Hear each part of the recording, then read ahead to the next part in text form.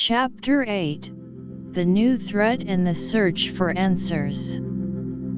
Aria and the spirit of the enigmatic Library of Time stared at the newly discovered symbols on the tree.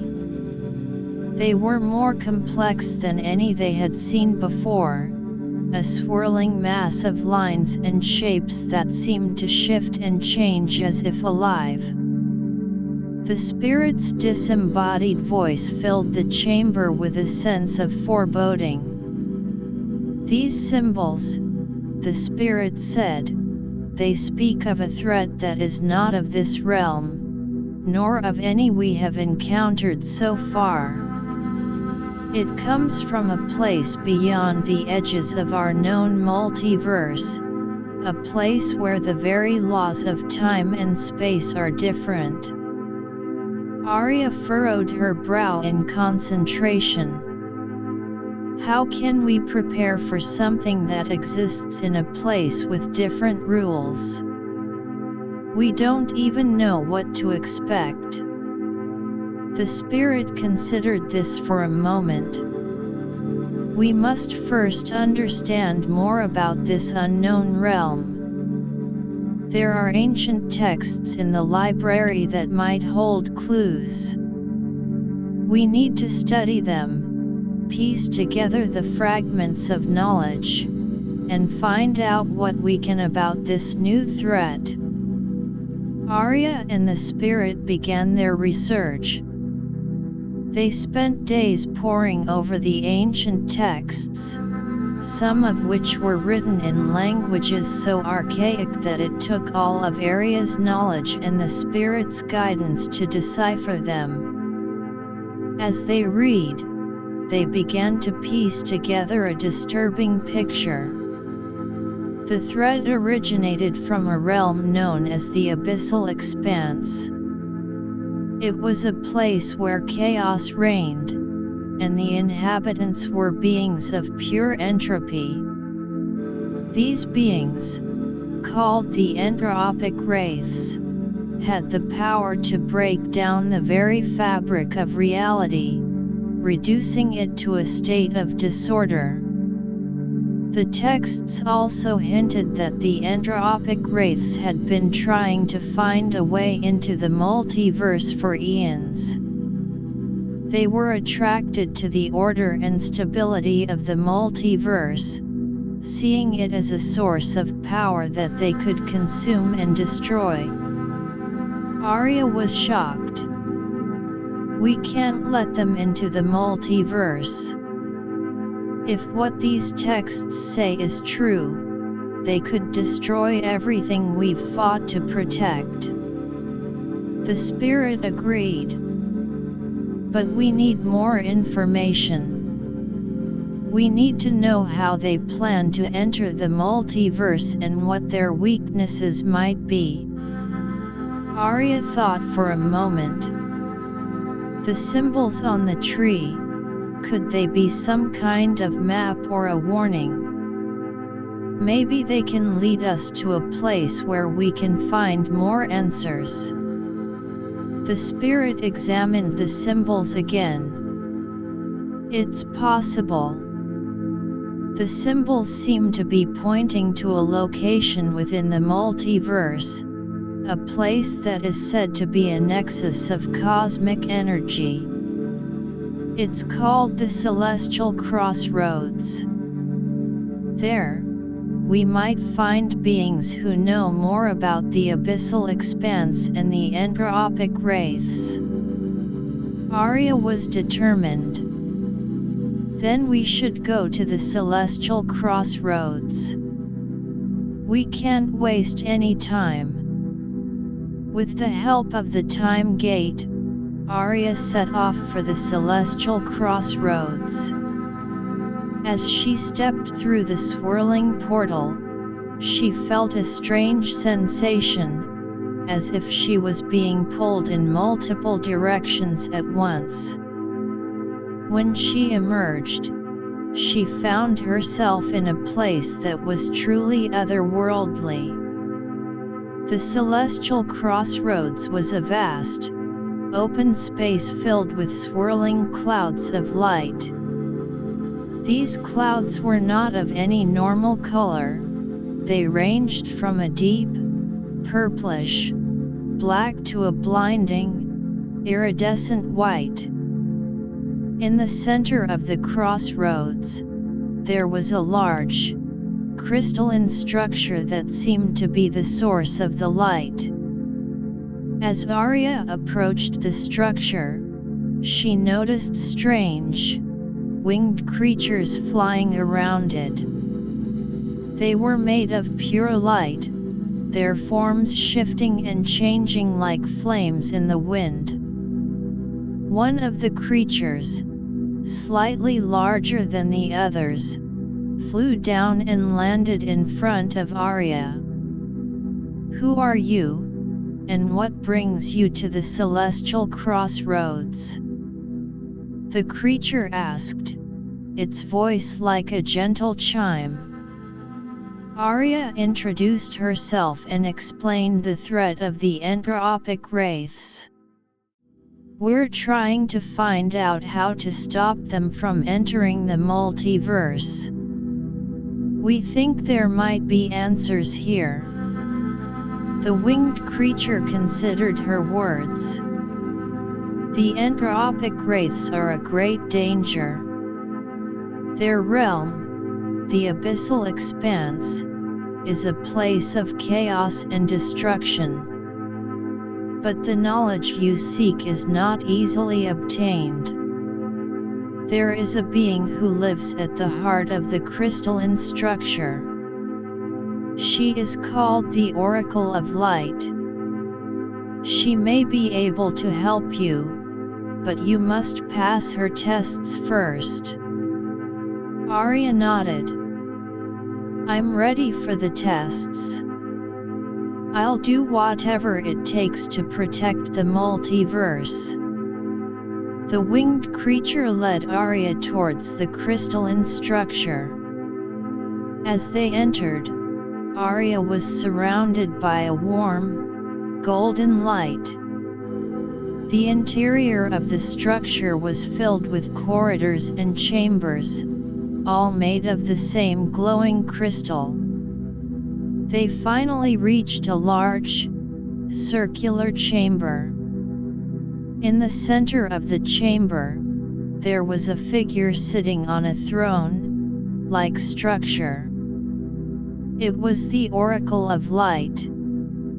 She was a beautiful, ethereal being, her body made of a soft, white light. Her eyes were like two stars, filled with ancient wisdom. "Aria," the Oracle of Light said, her voice carrying a weight of ages. "You have come seeking answers about the entropic wraiths. But before I can give you the knowledge you desire, you must pass 3 tests. These tests will measure your wisdom, your compassion, and your strength of will." Aria took a deep breath. "I'm ready." The first test was one of wisdom. The Oracle of Light presented Aria with a series of riddles, each one more complex than the last. The riddles were not just simple word games, they were based on the fundamental laws of the multiverse, the balance of energy, and the nature of time. Aria thought carefully about each riddle, drawing on her experiences and the knowledge she had gained from her adventures. After a long time of intense concentration, she was able to answer all of the riddles correctly. The Oracle of Light nodded in approval. "You have passed the first test, Aria. Your wisdom is a valuable asset in the fight against the entropic wraiths. Now, for the second test, the test of compassion. In this test, Aria was presented with a vision of a world in distress. It was a world where a great disaster had struck, and the people were suffering. She was given the power to help them, but she had to make a difficult choice. She could either use all of her power to save the world immediately, but at the cost of leaving other worlds vulnerable, or she could find a more balanced solution that would help this world while also maintaining the protection of the multiverse. Aria thought about the implications of both choices. She knew that the multiverse was a complex web of interconnected worlds, and a hasty decision could have far-reaching consequences. After much deliberation, she chose the latter option. She used her knowledge and the power of the crystal to create a sustainable solution that would help the suffering world without endangering the others. The Oracle of Light smiled. "You have passed the test of compassion. You understand the importance of balance and the well-being of all. Now, for the final test, the test of strength of will." In this test, Aria was faced with her deepest fears and doubts. The Oracle of Light used her powers to create illusions that attacked Aria's resolve. Aria saw visions of the multiverse being destroyed, of her allies turning against her, and of her own failure. But she refused to be swayed. She held on to her beliefs, her determination to protect the multiverse, and her trust in her allies. Finally, the illusions faded. Aria had passed the test of strength of will. The Oracle of Light stood up from her throne. "You have passed all the tests, Aria. You are worthy of the knowledge you seek. The entropic wraiths are planning to enter the multiverse through a weak point in the cosmic barrier. This weak point is located near a world known as Elysium. They are gathering their forces there, preparing to break through." Aria was alarmed. "We need to stop them. But how?" The Oracle of Light continued. "The key to stopping them lies in the power of creation. The entropic wraiths are beings of pure entropy, and they can be countered by the forces of creation. You must find a way to strengthen the cosmic barrier near Elysium using the power of creation. There is an ancient artifact on Elysium, the Crystal of Creation, that can be used for this purpose. But it is well guarded, and you will face many challenges to obtain it." Aria thanked the Oracle of Light. "I'll do it. I'll find the Crystal of Creation and use it to stop the entropic wraiths." She made her way out of the crystalline structure, her mind already racing with plans. She knew that the journey to Elysium would be dangerous, but she was determined. With the knowledge she had gained from the Oracle of Light, she was one step closer to protecting the multiverse from the new threat. Back at the enigmatic Library of Time, Aria shared what she had learned with the spirit. "We need to gather our allies again. This time, we're going to Elysium to find the crystal of creation and stop the entropic wraiths from entering the multiverse." The spirit nodded. "I'll help you prepare. But be careful, Aria. Elysium is a world with its own magic and secrets, and the guardians of the crystal of creation will not give it up easily." Aria spent the next few days gathering her allies. She visited the drought-stricken village, the kingdom she had helped, and the forest once again. She explained the new threat to them, and they all agreed to stand by her side. The king offered his most skilled warriors. The villagers provided supplies and local knowledge of Elysium, as some of their ancestors had once visited the world, and the forest creatures offered their magic and their ability to sense danger. Aria and her allies then set off for Elysium through the Time Gate. When they emerged on Elysium, they were greeted by a world of beauty. It was a land filled with lush, green forests, crystal, clear lakes, and mountains that seemed to touch the sky. But Aria knew that beneath this beauty lay the danger of the guardians of the crystal of creation and the impending threat of the entropic wraiths.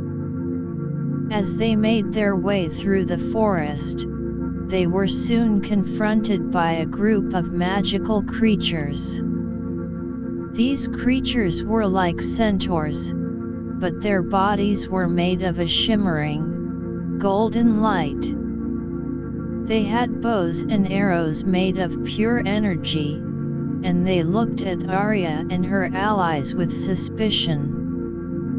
"Who are you, and what do you seek in Elysium?"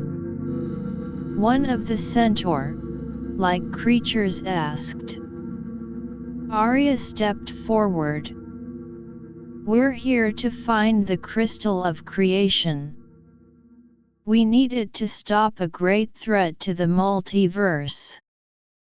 The entropic wraiths are planning to enter through a weak point near Elysium, and the crystal is our only hope." The centaur-like creatures considered her words.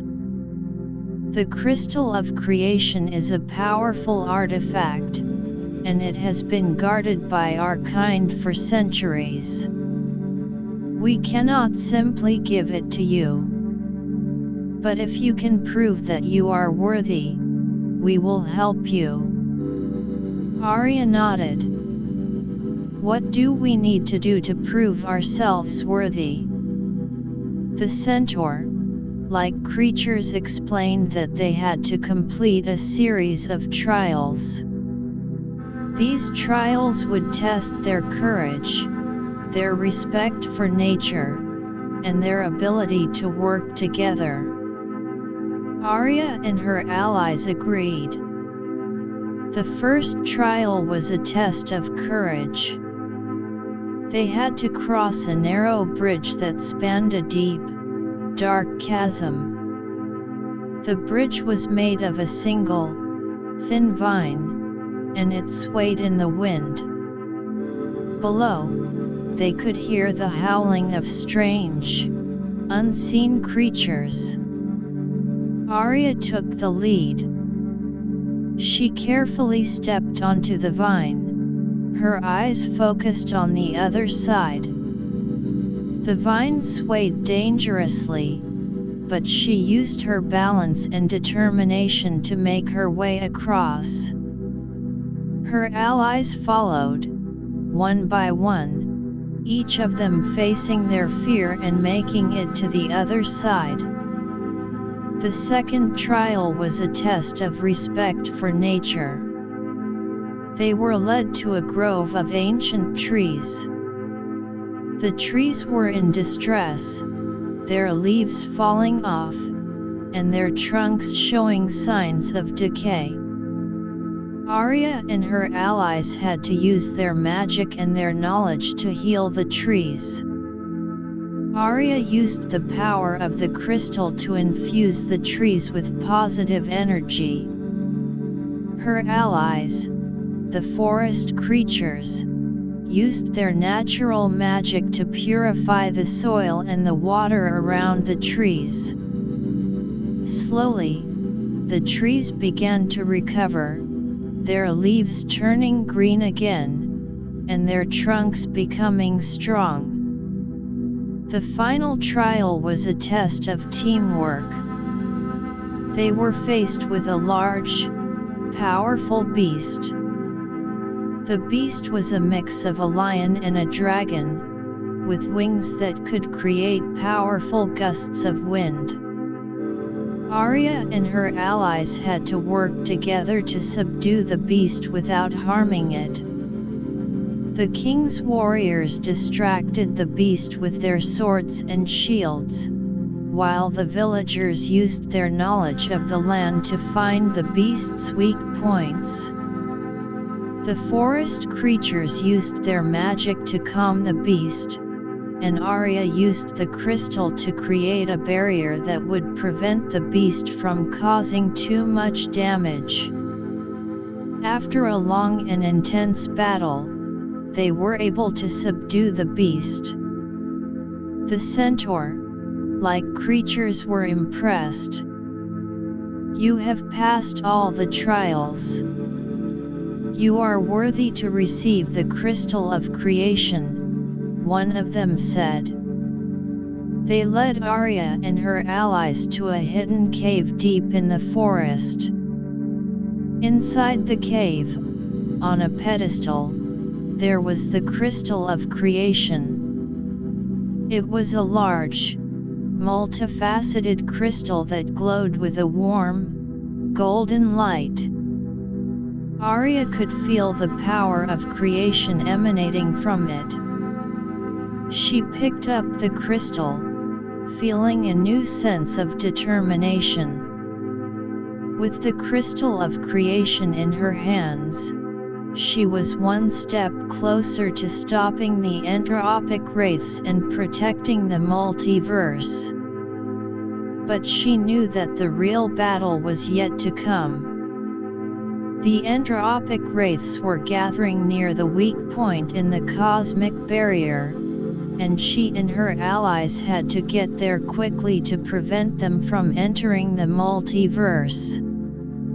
Aria and her allies made their way out of the cave, ready to face the final confrontation.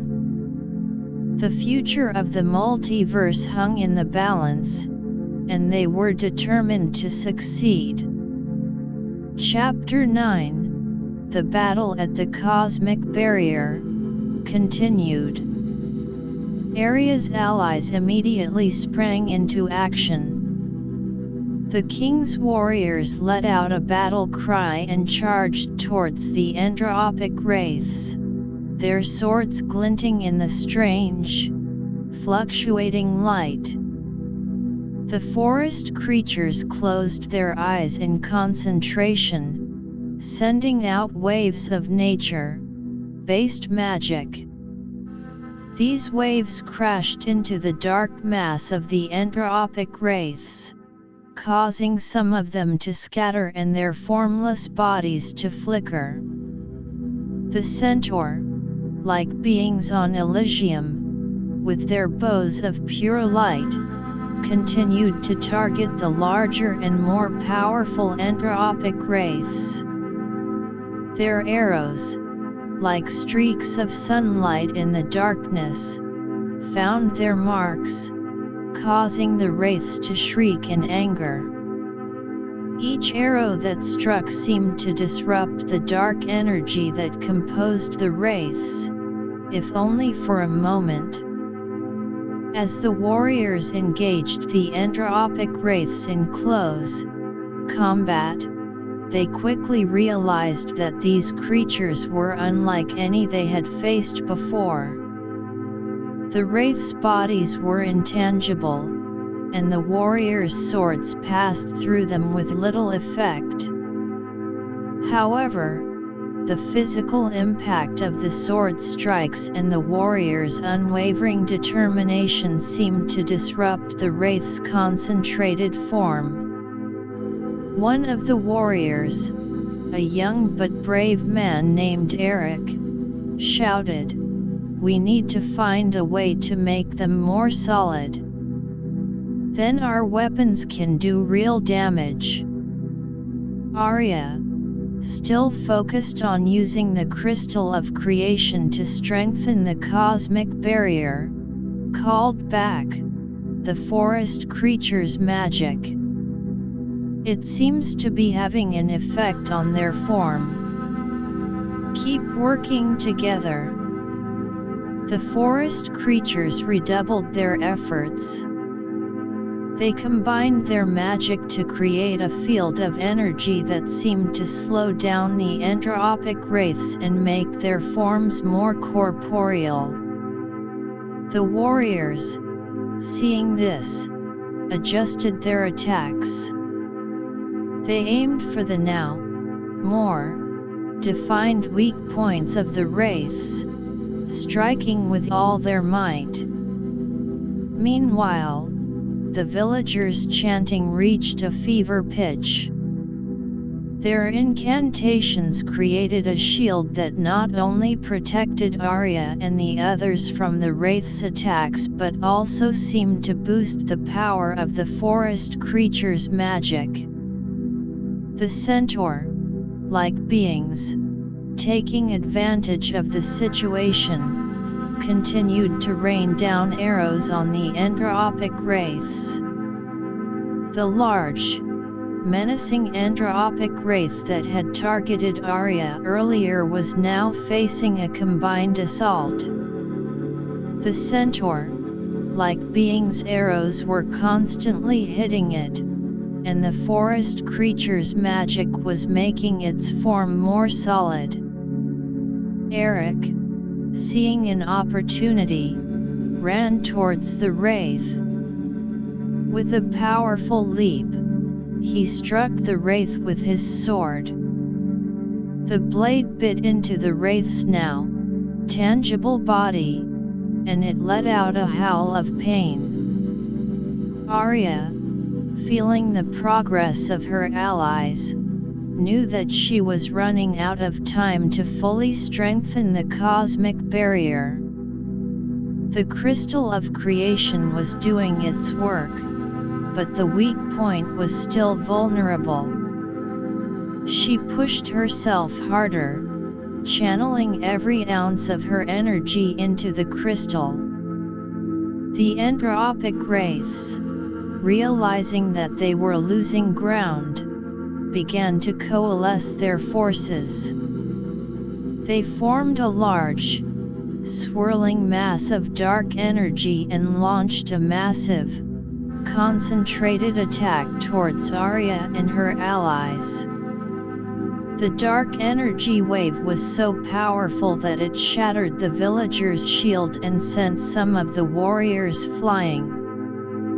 Aria was hit by the edge of the blast. She stumbled, but she held onto the crystal of creation tightly. The centaur, like beings, quickly surrounded her, using their bodies to shield her from further attacks. The forest creatures, though weakened, continued to send out their magic, trying to counteract the dark energy. Eric, seeing Aria in danger, rallied the warriors. "We can't let them get to her. We have to protect Aria at all costs." The warriors charged back into the fray, their determination renewed. Aria took a deep breath and forced herself to focus. She knew that she had to finish strengthening the barrier before the entropic wraiths launched another attack. She closed her eyes and delved deep into the power of the crystal of creation. Suddenly, she felt a strange connection. It was as if the crystal was communicating with her, guiding her on how to use its power more effectively. Aria followed the crystal's lead and redirected the flow of creative energy. Instead of simply mending the weak point, she used the energy to create a series of energy-based constructs around the barrier. These constructs were like pillars of light that would reinforce the barrier and prevent the entropic wraiths from breaking through. As Aria worked, the entropic wraiths launched another attack. But this time, the warriors, the forest creatures, the villagers, and the centaur-like beings were ready. The warriors used their shields to deflect the dark energy. The forest creatures created a counter-wave of positive magic. The villagers chanting created a new, stronger shield, and the centaur-like beings fired a volley of arrows that disrupted the wraith's attack formation. Aria, feeling the moment was right, released the final burst of energy from the crystal of creation. The energy shot towards the cosmic barrier, and the energy constructs snapped into place. The weak point in the barrier was not only repaired but strengthened beyond its original state. The entropic wraiths, seeing their chance to break through the barrier slipping away, let out a collective scream of rage. They launched one last, desperate attack. But the reinforced barrier held firm. The dark energy of the wraiths crashed against the barrier, creating a dazzling display of light and dark, but it was unable to penetrate. Aria and her allies watched as the entropic wraiths, their efforts in vain, began to retreat. The swirling mass of dark energy slowly dissipated into the distance, leaving behind a silent and peaceful battlefield. Aria, exhausted but victorious, turned to her allies. "We did it. We protected the multiverse from the entropic wraiths." The king's warriors cheered, their voices echoing through the strange, energy-filled landscape. The villagers smiled with relief, and the forest creatures let out joyous cries. The centaur-like beings of Elysium bowed their heads in respect to Aria and her allies. Eric approached Aria. "It was your leadership and the power of all of us together that made this possible. Thank you for leading us in this battle." Aria smiled. "It was a team effort. Without each and every one of you, we wouldn't have been able to succeed." As they stood there, Aria knew that this was not the end. There could be other threats lurking in the vast multiverse, but for now, they had achieved a great victory. The crystal of creation, now pulsing with a soft, steady light, had fulfilled its purpose. Aria decided to return the crystal of creation to its rightful place on Elysium.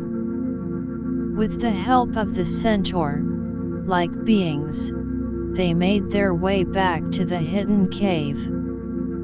Aria placed the crystal back on its pedestal, its glow blending with the natural magic of the cave. The centaur-like beings were grateful.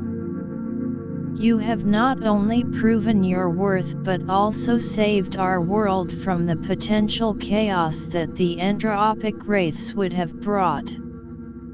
If you ever need our help again, we will be there."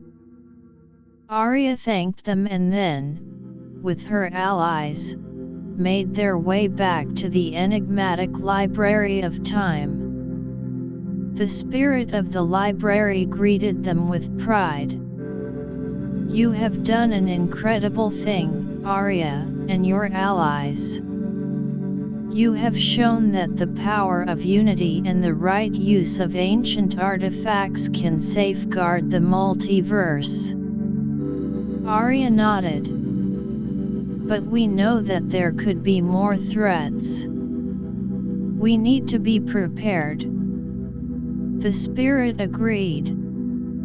"Yes, and now that you have faced such great challenges, you are better equipped to handle whatever comes your way. We can use this time to study and learn, to be ready for the next threat." Over the next few days, Aria and her allies spent time in the enigmatic Library of Time. They studied the ancient texts, learning more about the multiverse, its secrets, and potential threats. Aria also shared her experiences with the spirit, discussing ways to improve their defenses and how to better understand the forces that could endanger the multiverse. One day, as Aria was looking at the symbols on the great tree in the library, she noticed something new. A faint pattern was emerging, a pattern that seemed to hint at a new mystery, a new place in the multiverse that held both danger and opportunity. Aria called the spirit over. "Look at this.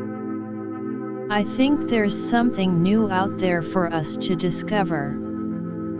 Maybe it's a place that could give us more knowledge, or perhaps it's another threat in the making." The spirit examined the symbols. "You're right, Aria. This is a new lead. But we must approach it with caution. We don't know what awaits us." Aria smiled. "I'm ready. After all we've been through, I'm eager to see what this new mystery holds. And with my allies by my side, I know we can face whatever comes our way." And so, Aria and her allies prepared for their next adventure, their hearts filled with the hope of discovery and the determination to protect the multiverse from any future threats. The enigmatic Library of Time, with its countless secrets, would once again be their guide as they embarked on this new chapter in their journey. Chapter 10: The Mysterious Realm of Etheria. Aria and the spirit of the enigmatic Library of Time pored over the emerging symbols on the tree. The symbols were a complex combination of geometric shapes and lines that seemed to shift and change as if alive.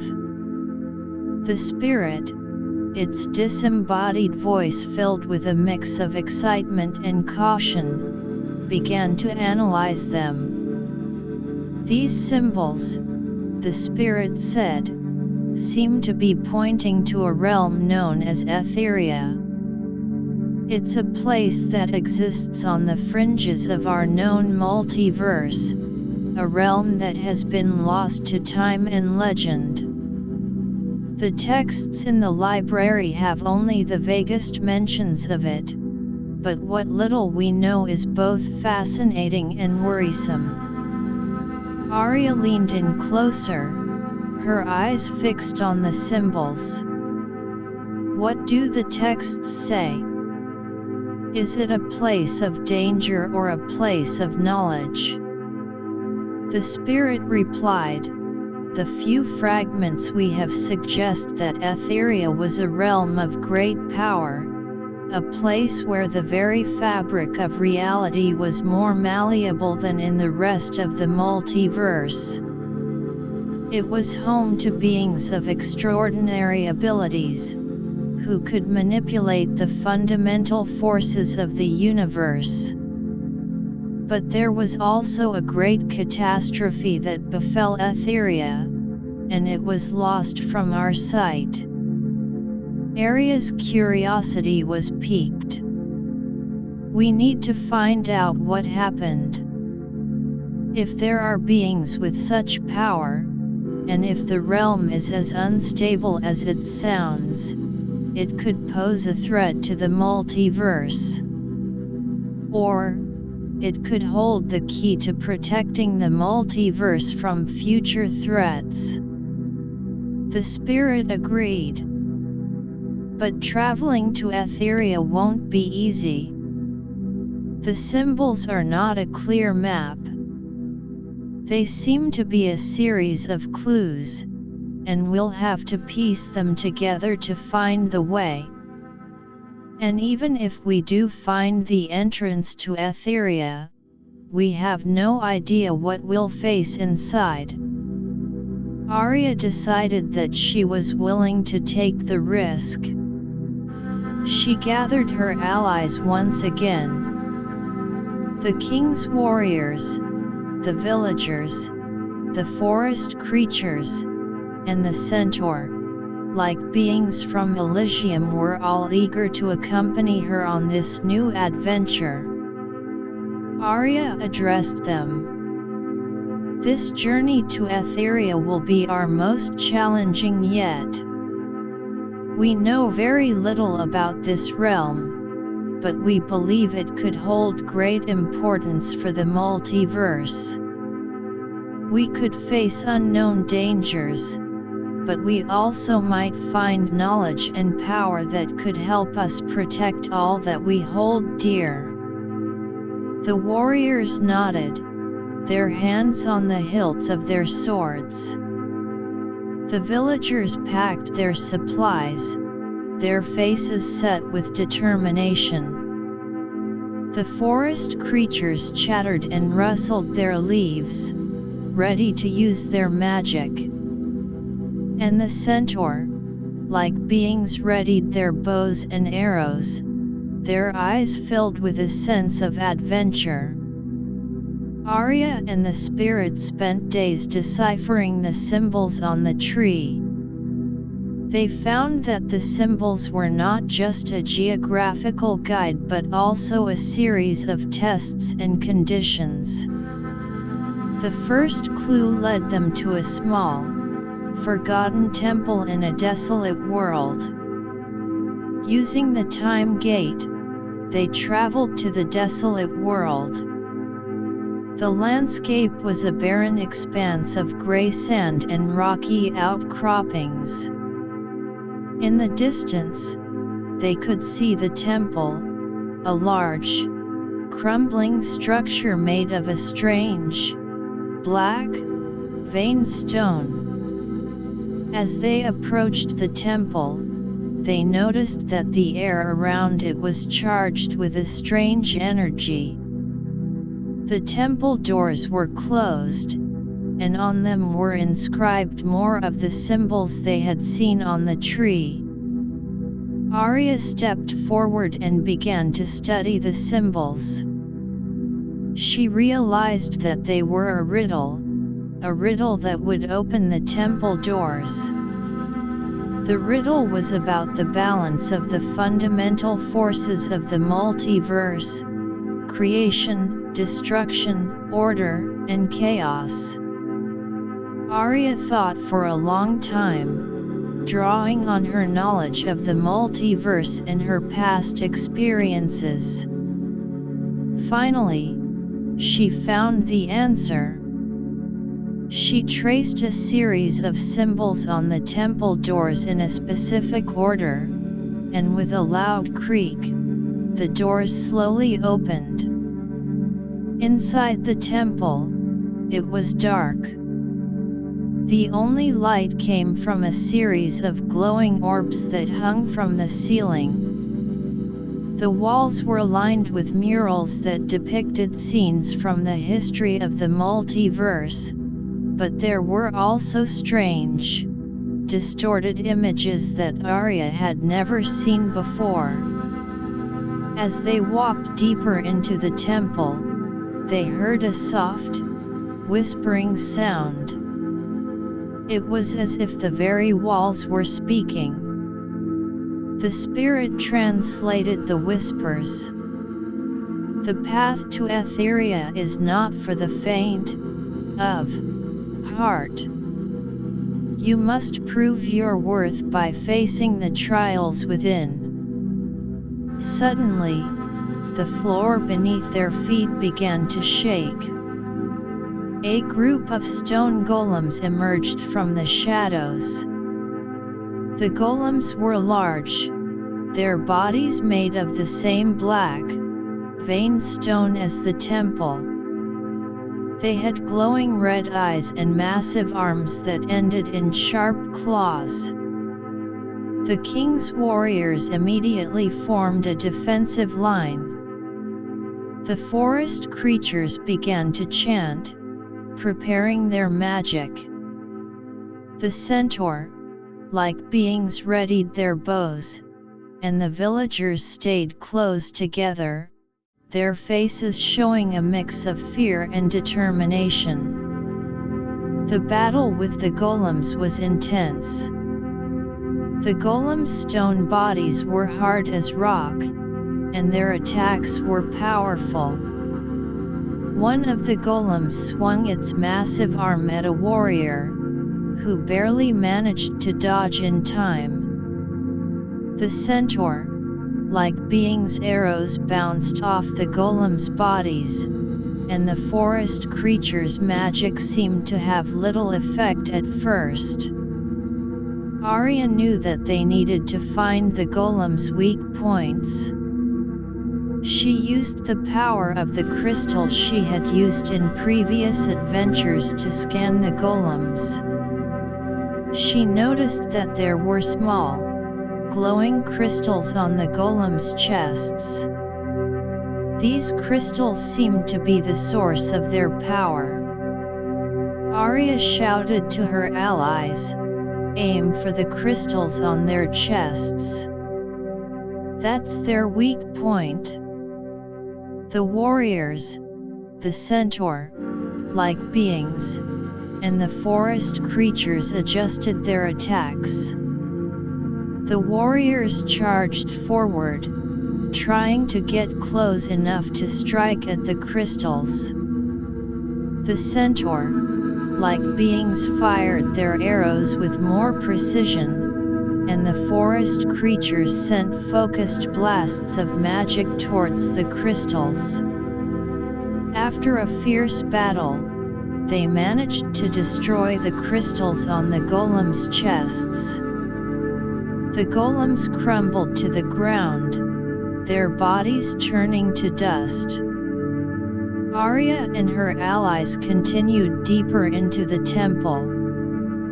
They came across a large, circular chamber. In the center of the chamber, there was a pool of a strange, silver, blue liquid. The liquid seemed to be alive, constantly shifting and moving.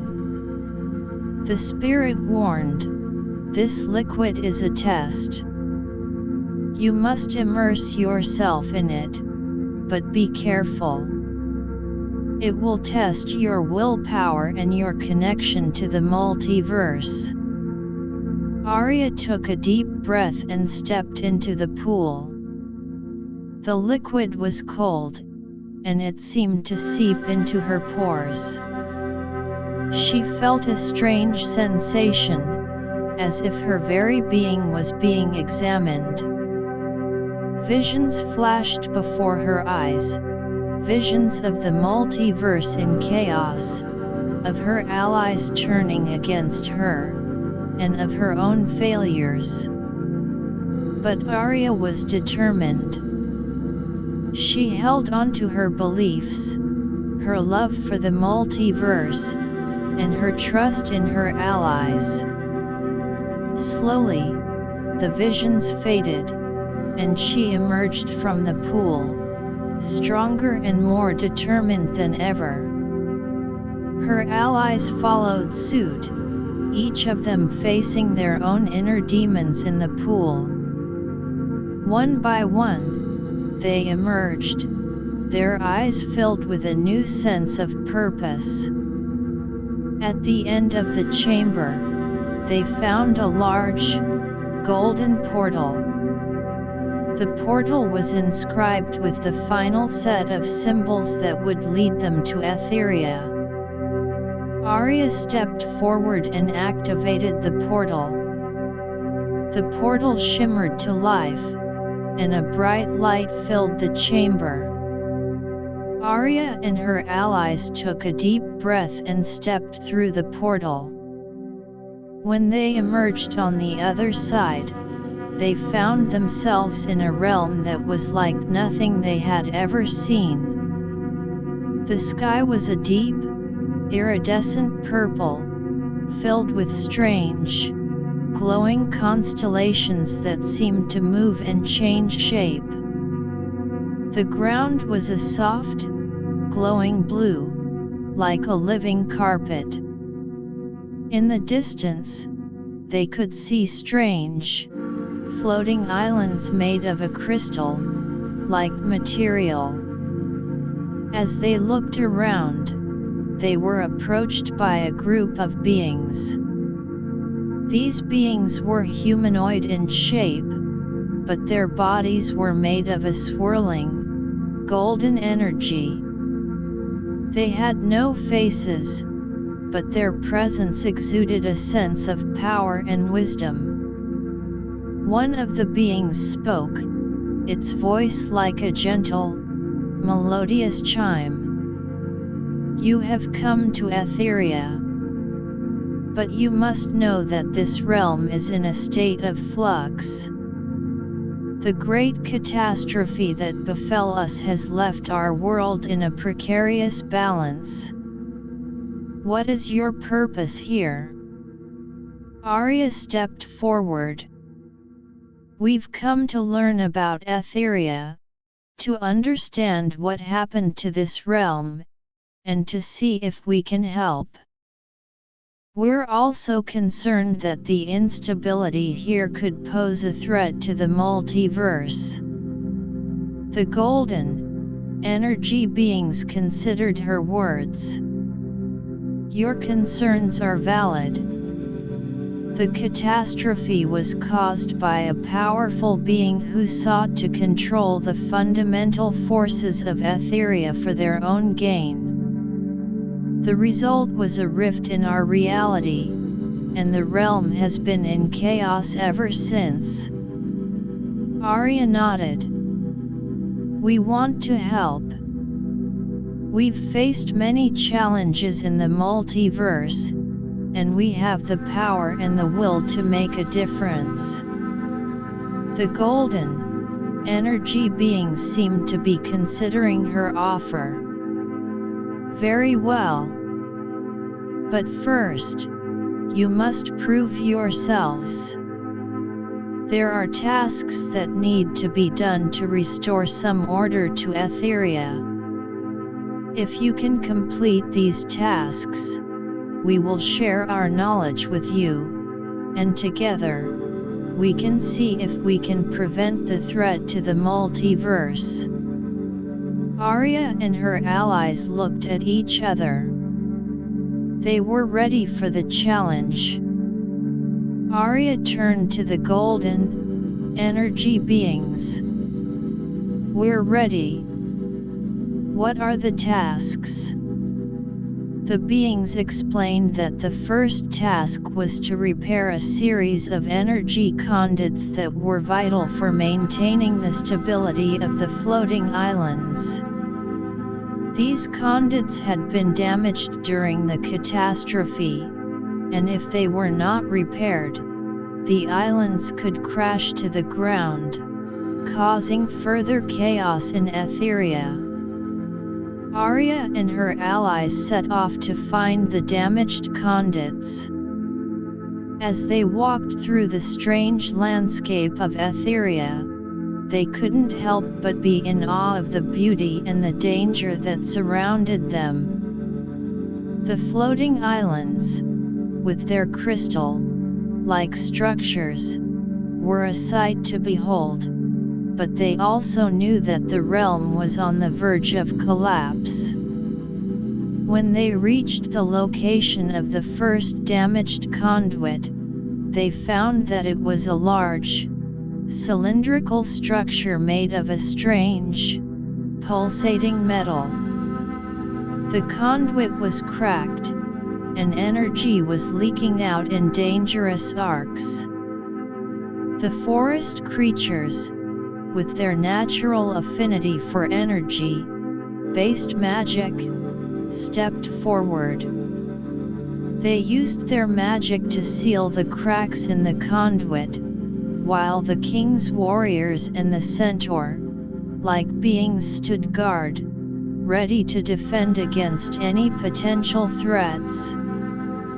As the forest creatures worked, they could feel the power of Etheria coursing through them. It was a strange, intoxicating energy, but they had to be careful not to let it overwhelm them. Slowly but surely, they managed to repair the first conduit.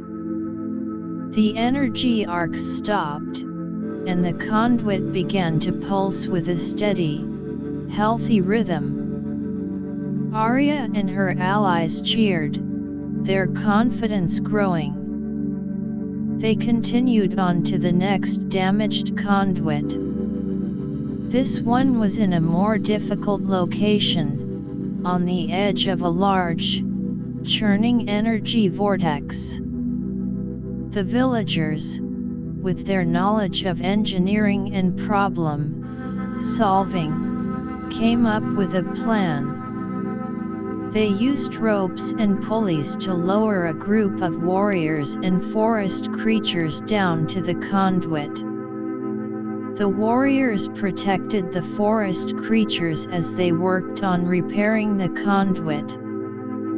The centaur-like beings, from above, provided cover fire in case any dangers emerged from the vortex.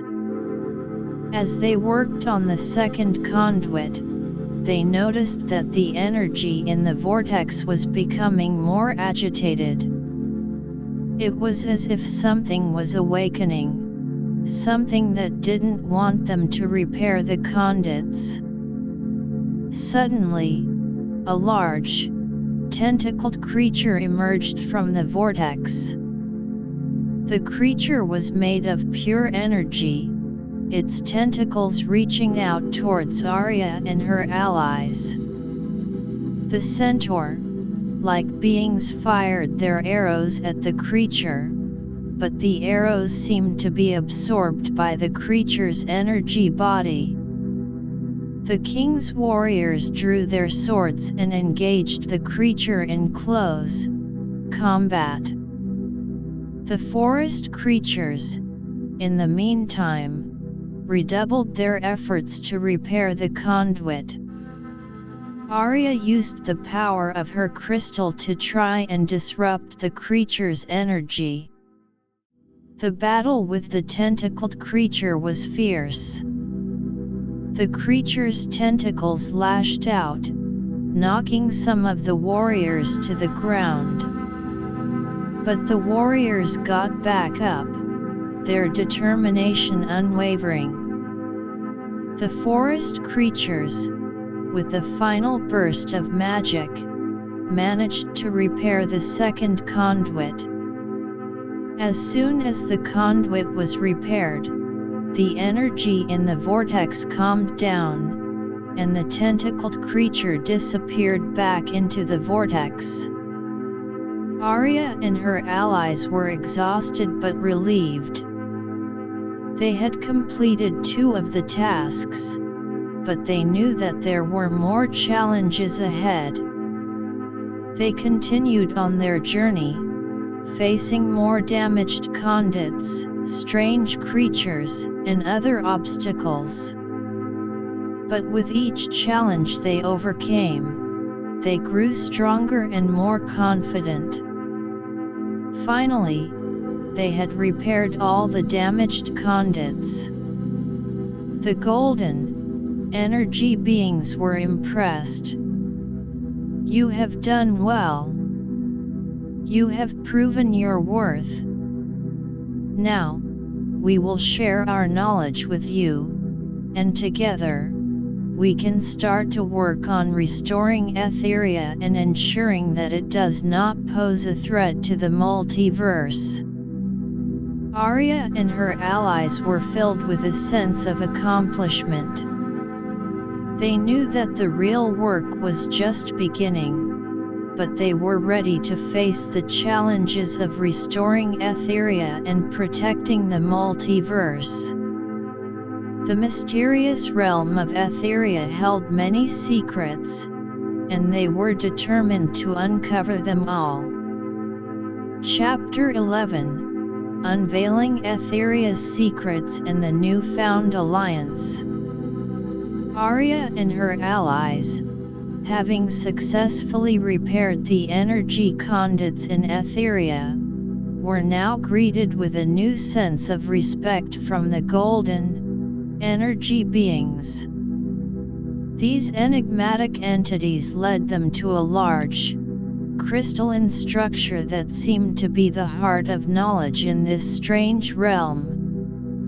As they entered the structure, Aria was immediately struck by the beauty and complexity of the interior. The walls were lined with shelves upon shelves of glowing orbs, each one pulsating with a different color of light. The golden energy beings explained that these orbs contained the collective knowledge of Etheria, from its creation to the events that led to the Great Catastrophe. One of the beings, whose energy seemed to have a slightly more intense glow, stepped forward. "Now that you have proven your worth, it is time for you to learn the secrets of Etheria. These orbs hold the key to understanding our past, present, and the potential future of this realm. But be warned, the knowledge within is not always easy to comprehend." Aria reached out and picked up one of the orbs. As she did, a flood of images and information filled her mind. She saw the birth of Etheria, a glorious event where the fundamental forces of the multiverse came together in a harmonious dance. The realm was a place of pure magic and wonder, where beings of all kinds lived in peace and prosperity, each using their unique abilities to contribute to the balance of the world. But then, the images darkened. She witnessed the arrival of the powerful being that had caused the catastrophe. This being, a shadowy figure with eyes that glowed like molten lava, was obsessed with controlling the very essence of Etheria. It began to experiment with the fundamental forces, disrupting the delicate balance that had existed for eons. The other allies also picked up the orbs, each experiencing their own flood of knowledge. The king's warriors learned about the ancient combat techniques of Etheria, the forest creatures discovered new ways to enhance their magic. The villagers gained insights into the complex energy systems of the realm, and the centaur, like beings from Elysium, were enlightened about the connection between Etheria and their own world. Aria, after absorbing the knowledge, turned to the golden energy beings. We need to find a way to stop this being, or at least reverse the damage it has caused. But first, we need to know more about it. Do you have any idea where it is now? The golden energy beings exchanged a silent communication, their forms flickering slightly. Then, the lead being replied. The being, known as Drucken, was severely weakened during the catastrophe. But it did not perish. It has gone into hiding, somewhere deep within the most unstable parts of Etheria. We believe it is gathering its strength, waiting for the right moment to resume its quest for power. Aria nodded. We can't let that happen. But before we go after Drucken, we should focus on stabilizing Etheria further. The more stable the realm is, the better our chances of facing Drucken. The golden energy beings agreed. There are other tasks that need to be done. The energy cores of the realm, which are the main sources of power for Etheria, are also in a state of disrepair. If we can restore them, it will go a long way in stabilizing the realm. Aria and her allies wasted no time. They were led to the location of the first energy core. It was a massive, spherical structure located deep within a crystal-filled cavern. The core was surrounded by a field of erratic energy, making it difficult to approach.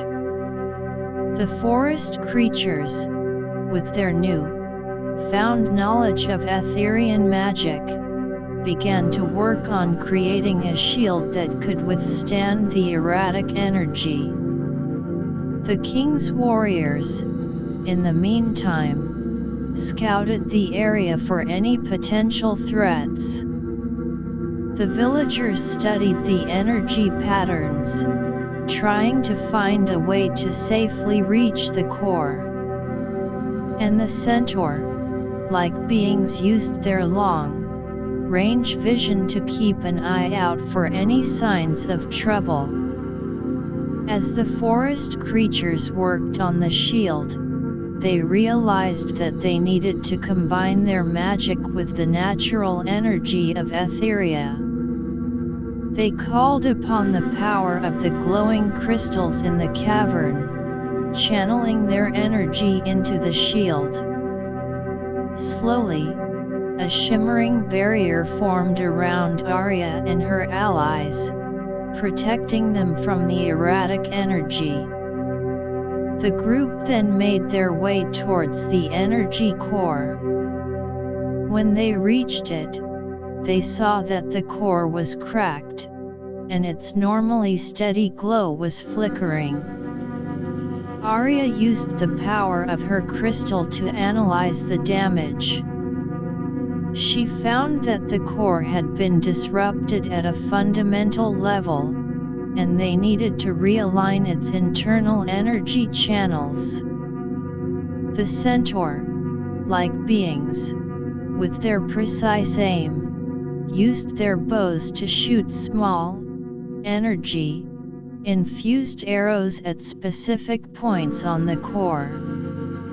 These arrows were designed to start the process of realigning the energy channels.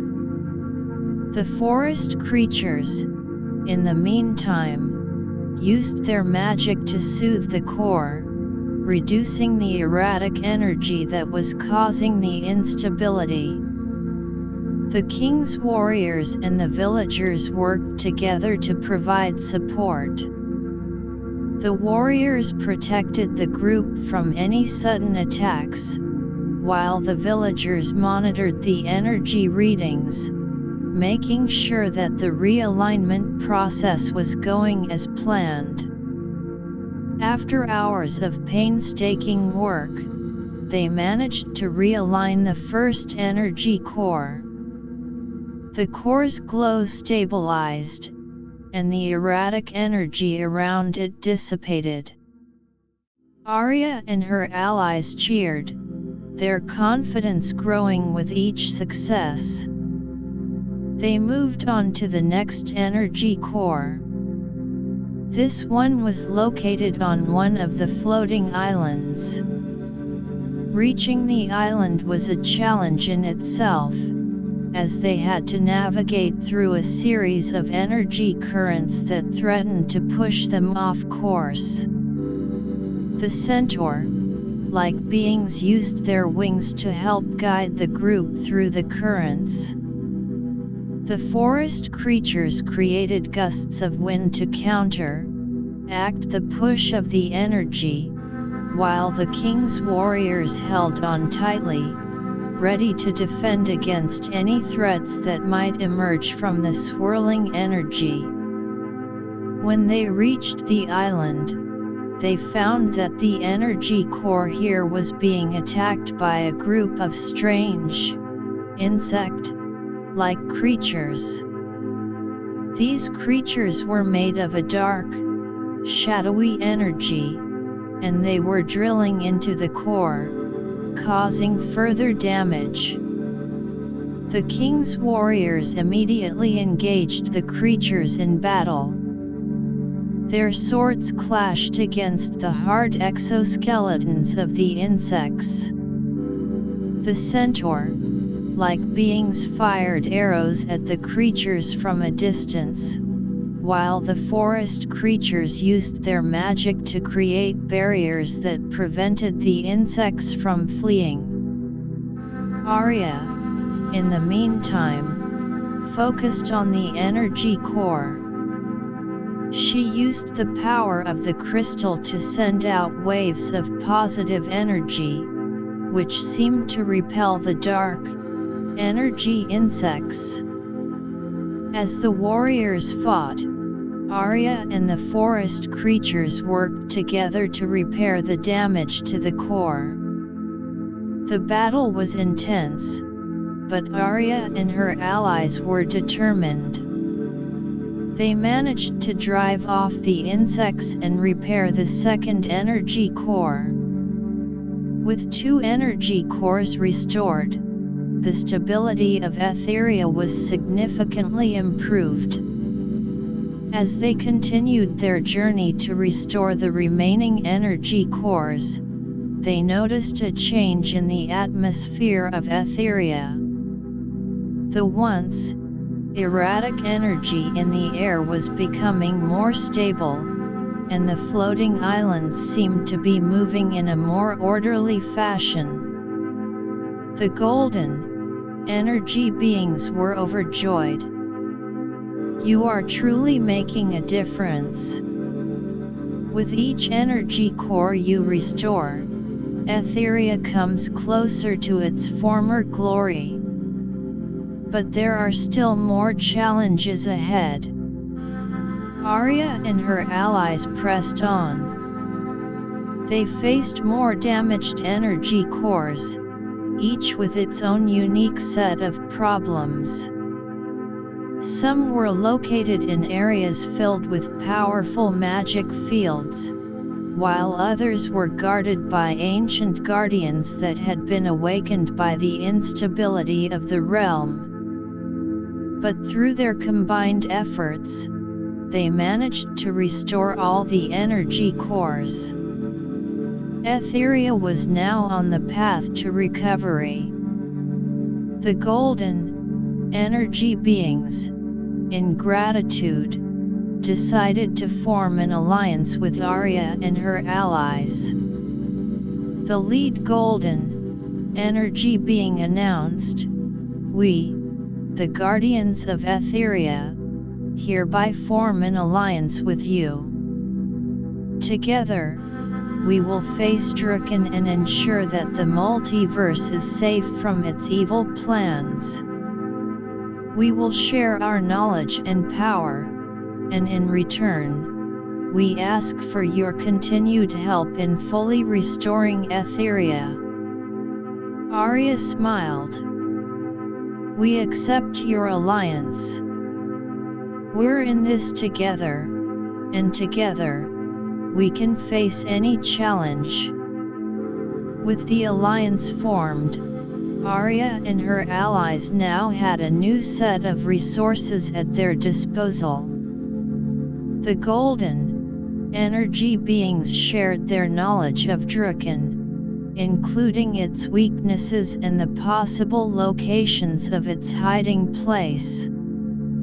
They learned that Drucken was vulnerable to the combined power of creation and order. The very forces it had tried to disrupt in Etheria could be used against it. Aria and her allies began to plan their final confrontation with Drucken. They knew that Drucken would not go down easily. It was a powerful being, and it had been preparing for this moment for a long time. But Aria was confident. With her allies, the new-found knowledge of Etheria, and the power of the Alliance, she was ready to face Drucken and put an end to its threat once and for all. The next step was to find Drucken. The golden energy beings provided them with a map of the most unstable regions of Etheria, where Drucken was most likely hiding. Aria and her allies set off, their hearts filled with determination. As they journeyed through the strange and beautiful landscape of Etheria, they could feel the eyes of the golden energy beings watching over them. The fate of Etheria and the multiverse hung in the balance, and they were determined to succeed. The final battle with Drucken was approaching, and Aria and her allies were ready to write a new chapter in the history of Etheria and the multiverse. Chapter 12: The Final Confrontation with Drucken. Aria and her allies, bolstered by their new alliance with the golden energy beings of Etheria, set out into the most unstable regions of the realm in search of Drucken. The landscape around them was a chaotic swirl of colors and energies. The very air crackled with a sense of foreboding, as if the very fabric of Etheria was holding its breath in anticipation of the coming battle. The map provided by the golden energy beings led them through a series of treacherous paths. They had to cross vast chasms filled with swirling dark energy, navigate through forests of crystal, like trees that emitted strange, disorienting pulses of magic, and climb mountains made of a substance that shifted and changed beneath their feet. As they pressed deeper into the unstable region, they began to encounter signs of Drucken's presence. Dark, shadowy tendrils snaked across the ground, and strange, echoing whispers filled the air. The whispers seemed to be taunting them, warning them that they were walking into a trap. Aria's allies were on high alert. The king's warriors held their swords tightly, their eyes scanning the surroundings for any signs of attack. The forest creatures' magic crackled around them, ready to be unleashed at a moment's notice. The villagers, though not warriors, were using their new-found knowledge of Etherian energy to sense any hidden threats. And the centaur, like beings from Elysium, kept their bows drawn, their sharp eyes peering into the distance. Suddenly, a group of shadowy figures emerged from the darkness. These figures were smaller than Draken but still menacing. They were made of the same dark energy as the tendrils on the ground, and they lunged at Aria and her allies with sharp, claw-like hands. The king's warriors charged forward, meeting the shadowy figures head-on. The clash of steel against dark energy filled the air. The centaur-like beings fired a volley of arrows, which passed through the shadowy figures, causing them to flicker and fade for a moment. The forest creatures sent out waves of purifying magic, which seemed to weaken the shadowy forms. Aria, in the midst of the battle, noticed that the shadowy figures were being drawn to the energy of the crystal of creation that she carried. She realized that she could use this to her advantage. She held the crystal high, and its bright light began to attract the shadowy figures towards her.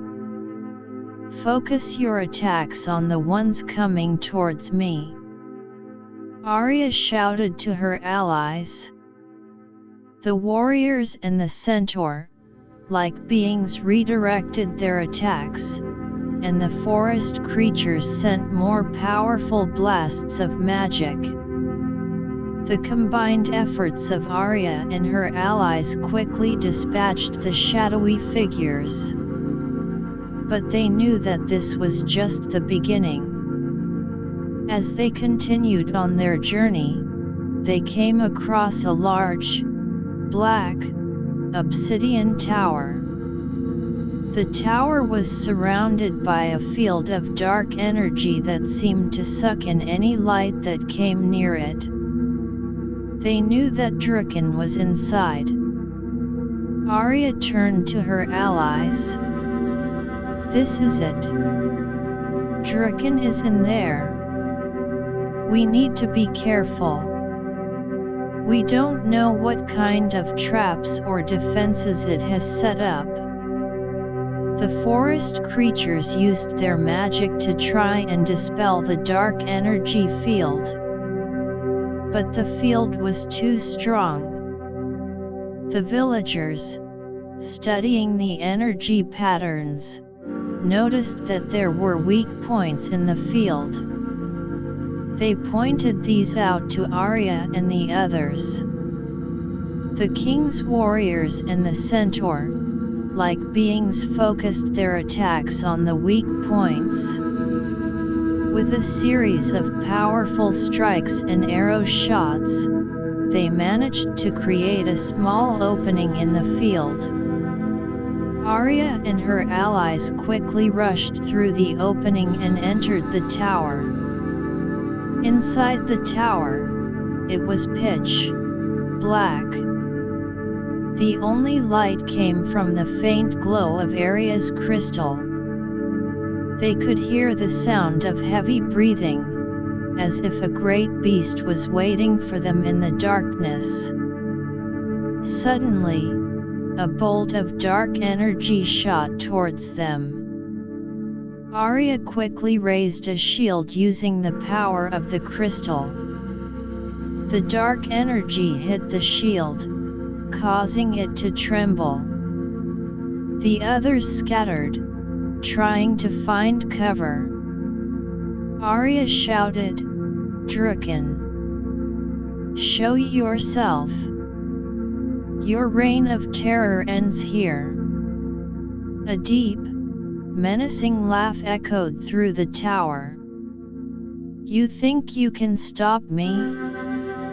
You're just a fool, Aria.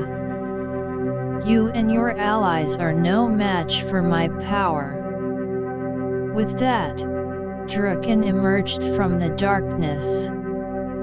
It was a towering figure, its body a mass of swirling, malevolent dark energy. Its eyes glowed with a fierce, red light, and its hands ended in long, sharp claws. Aria and her allies surrounded Drucken. The king's warriors charged at it, their swords held high. Drucken swiped at them with its claws, sending the warriors flying. The centaur, like beings, fired arrows, but Drucken simply absorbed the arrows into its dark energy body. The forest creatures sent out powerful blasts of magic, but Drucken countered with its own dark magic. The clash of the two magics filled the tower with a blinding flash of light and a deafening explosion.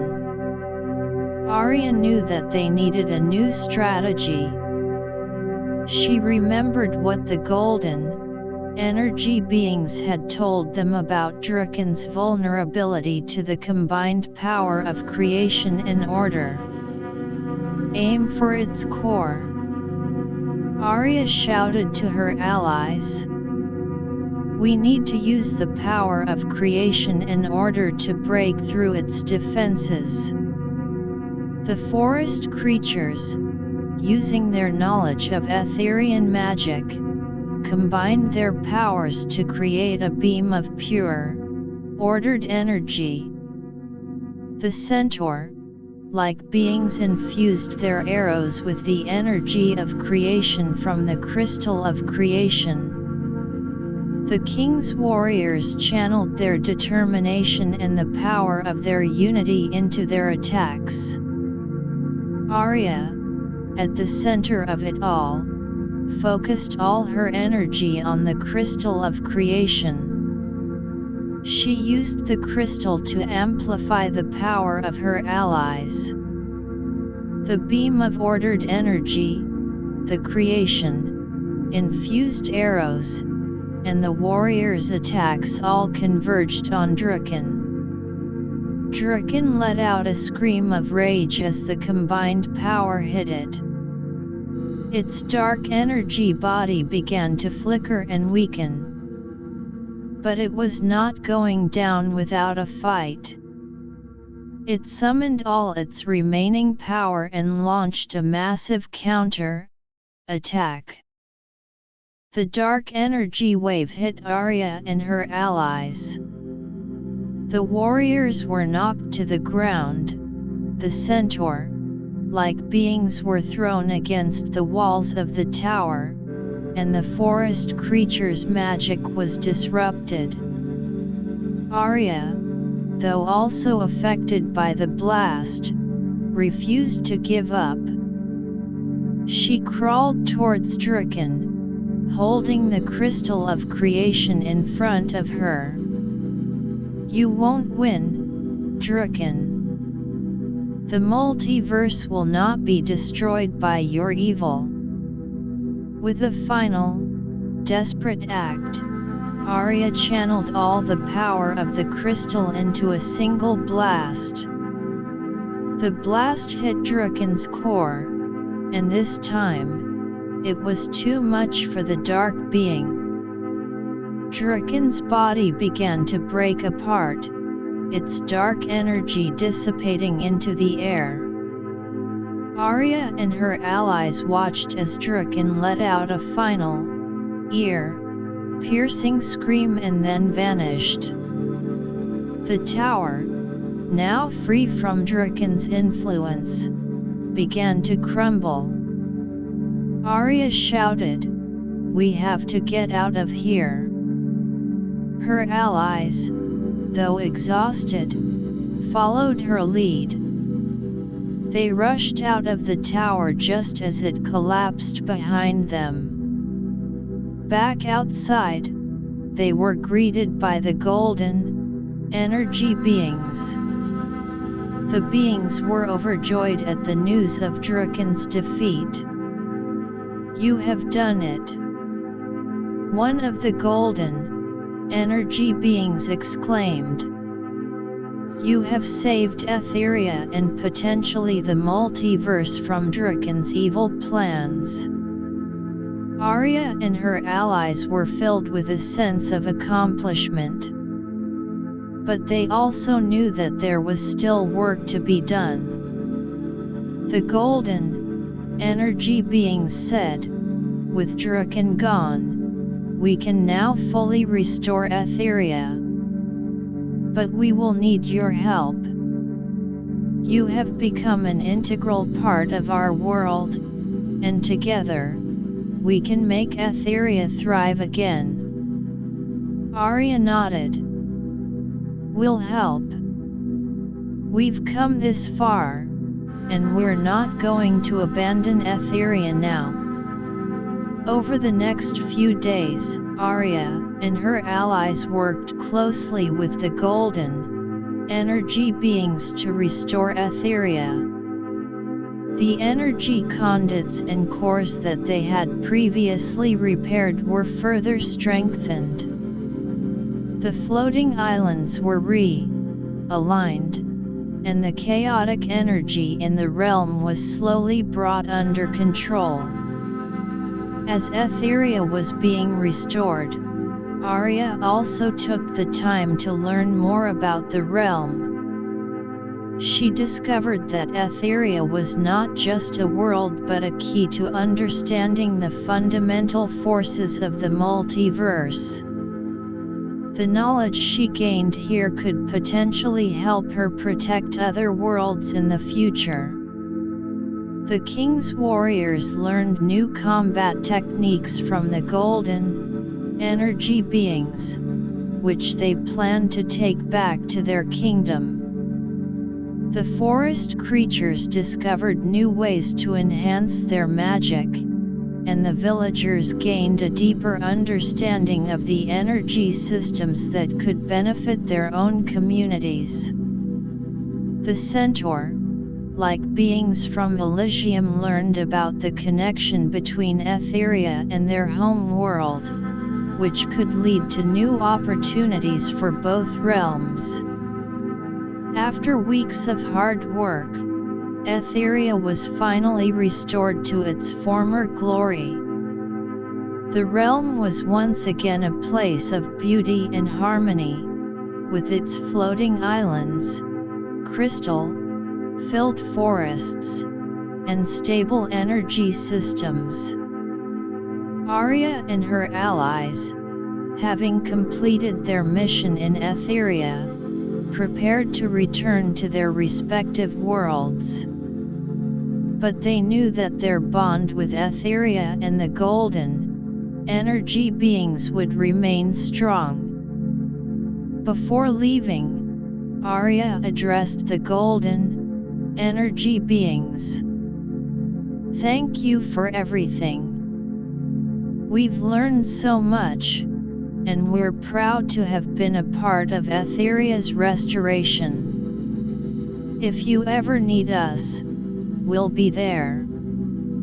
The golden energy beings replied, "The feeling is mutual. You are always welcome in Etheria, and we will do our part to help protect the multiverse, just as you do." With that, Aria and her allies stepped through the time gate, returning to their own worlds. Aria carried with her the memories of Etheria, the knowledge she had gained, and the new, found alliance. She knew that there would be more challenges in the future, but she was confident that with her allies and the experiences she had had, she could face anything. The multiverse was a vast and mysterious place, and Aria was ready to continue her journey of protecting it from any threats that might arise. Chapter 13 – Return to the Multiverse and New Omens. Aria and her allies emerged from the Time Gate, back in the familiar surroundings of the enigmatic Library of Time. The spirit, which had been waiting for their return, greeted them with a sense of pride and relief. "Well done, Aria and all of you," the spirit said, its disembodied voice filling the chamber. The news of Draken's defeat and Etheria's restoration has spread throughout the multiverse, at least among those who are attuned to such things. Your deeds have brought hope and stability to a realm that was on the brink of chaos. Aria smiled, though she was still a bit weary from their adventures in Etheria. It was a team effort. None of us could have done it alone. The king's warriors, the villagers, the forest creatures, and the centaur, like beings from Elysium, all nodded in agreement. They had all grown closer during their time in Etheria, and the bond they shared was now stronger than ever. As they settled back into their normal routines, Aria couldn't help but feel a sense of restlessness. She knew that the multiverse was a vast place, filled with countless worlds and potential threats. And though they had just achieved a great victory, she felt that it was only a matter of time before another challenge presented itself. One day, while Aria was studying the ancient texts in the library, she noticed something strange. There were faint, new symbols emerging on the edges of some of the scrolls. These symbols were different from any she had seen before, and they seemed to be connected to a part of the multiverse that was still unknown to her. Aria called the spirit over. "Look at these symbols. I've never seen anything like them. Do you have any idea what they could mean?" The spirit examined the symbols closely. "These are very mysterious indeed. They seem to be a warning, but it's hard to tell exactly what they're warning about. They could be related to a new threat, or perhaps an event that is about to occur in a distant part of the multiverse." Aria's curiosity was piqued. She decided to gather her allies once again to discuss the situation. When they were all assembled, she showed them the symbols. The king's warriors, with their experience in facing various threats, looked at the symbols with a sense of caution. These could be the markings of a new enemy. We should be prepared for anything. The forest creatures, with their natural intuition, felt a sense of unease. There's a strange energy associated with these symbols. It feels both ancient and powerful.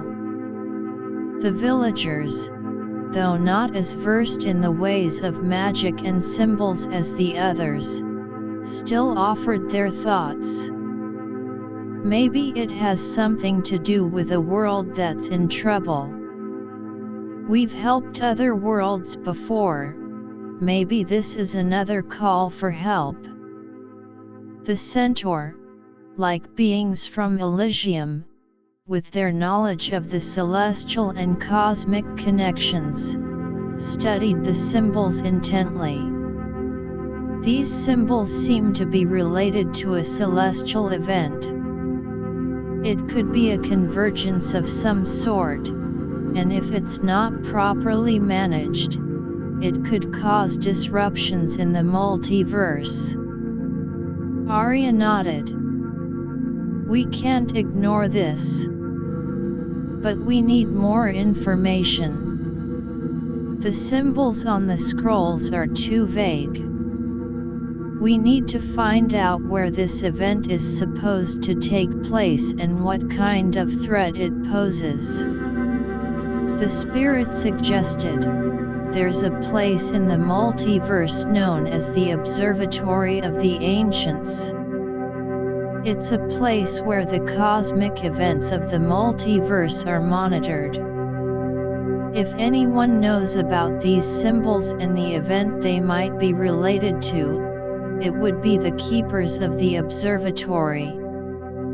Aria decided that they should travel to the Observatory of the Ancients. Using the Time Gate, they set off on their new journey. When they emerged on the other side, they found themselves in a desolate, rocky landscape. In the distance, they could see a large, domed structure. This was the Observatory of the Ancients. As they approached the observatory, they were met by a group of small, winged creatures.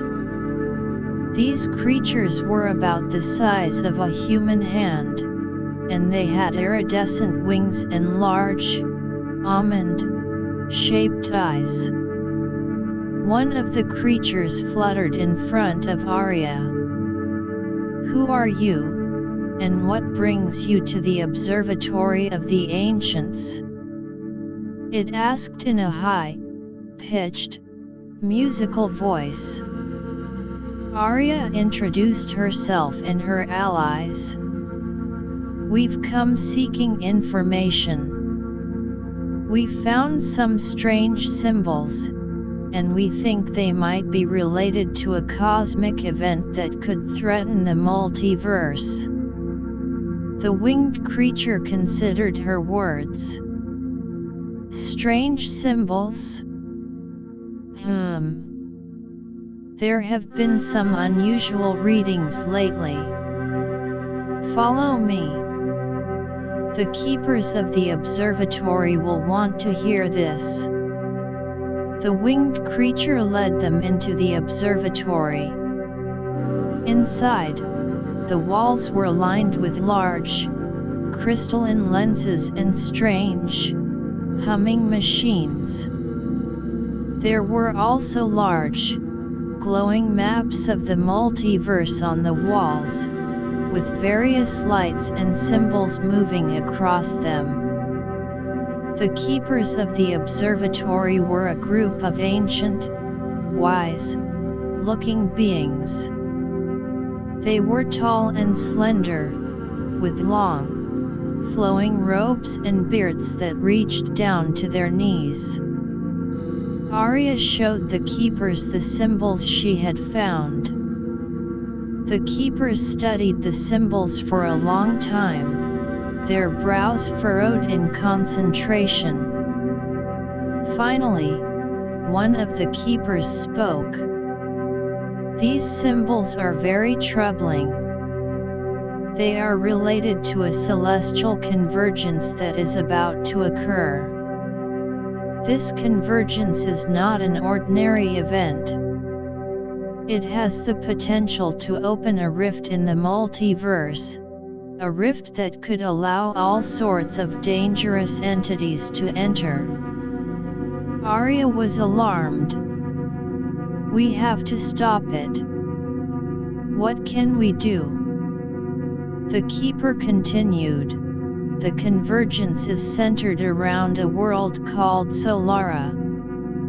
It's a world that lies at the crossroads of many cosmic energy streams.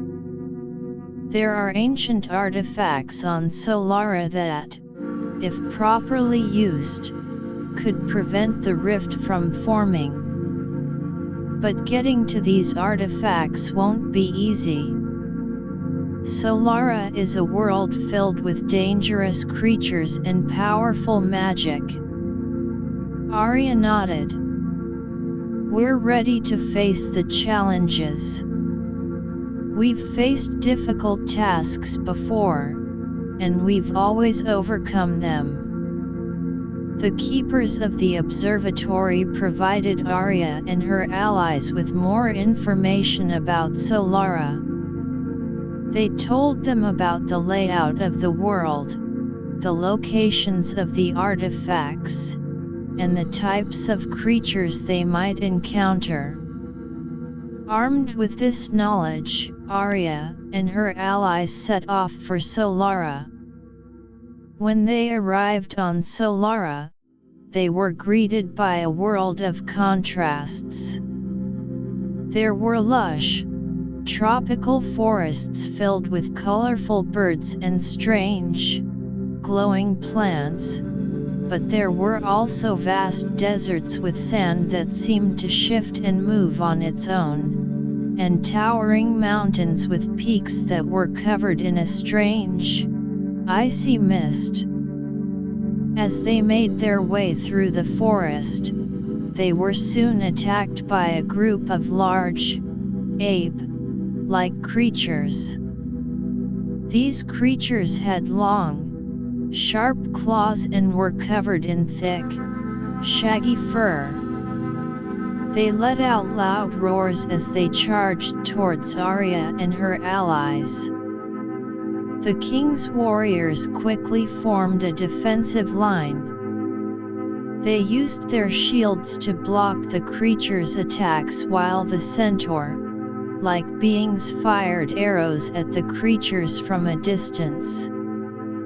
The forest creatures used their magic to create a wall of thorns that slowed down the charging creatures.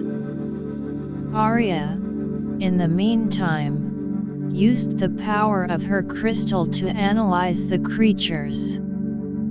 She found that they were sensitive to light-based magic. Use light-based magic, Aria shouted to her allies. The forest creatures and Aria combined their powers to send out a wave of bright, blinding light.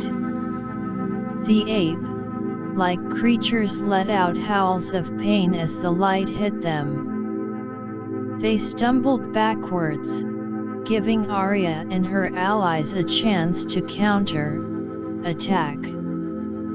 The king's warriors charged forward, their swords shining in the light. They struck at the creatures, and with a series of well-aimed blows, they managed to drive the creatures away. As they continued on their journey, they came across a large, ancient temple. The temple was overgrown with vines and surrounded by a strange, pulsating energy field. They knew that one of the artifacts they were looking for was inside. The villagers, with their knowledge of ancient structures, studied the energy field. They found that it was a type of protective barrier that could be deactivated by solving a series of puzzles inscribed on the temple walls. Aria and her allies spent hours deciphering the puzzles. The puzzles were based on the history of Solara, the cosmic energy streams, and the balance of the multiverse.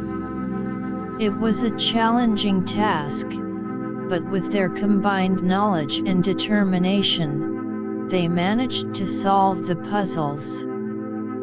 The energy field around the temple dissipated, and they were able to enter. Inside the temple, it was dark and filled with a sense of mystery. There were statues of ancient beings lining the walls, and in the center of the temple, on a pedestal, there was a large, glowing gem. This was one of the artifacts they had come for. As Aria approached the pedestal to take the gem, a large, snake-like creature emerged from the shadows.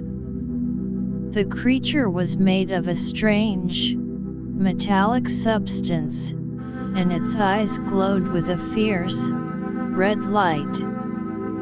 It hissed menacingly as it coiled around the pedestal, blocking Aria's way.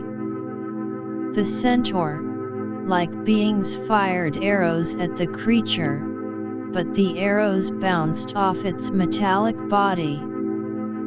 The king's warriors tried to attack it with their swords, but the creature was too fast.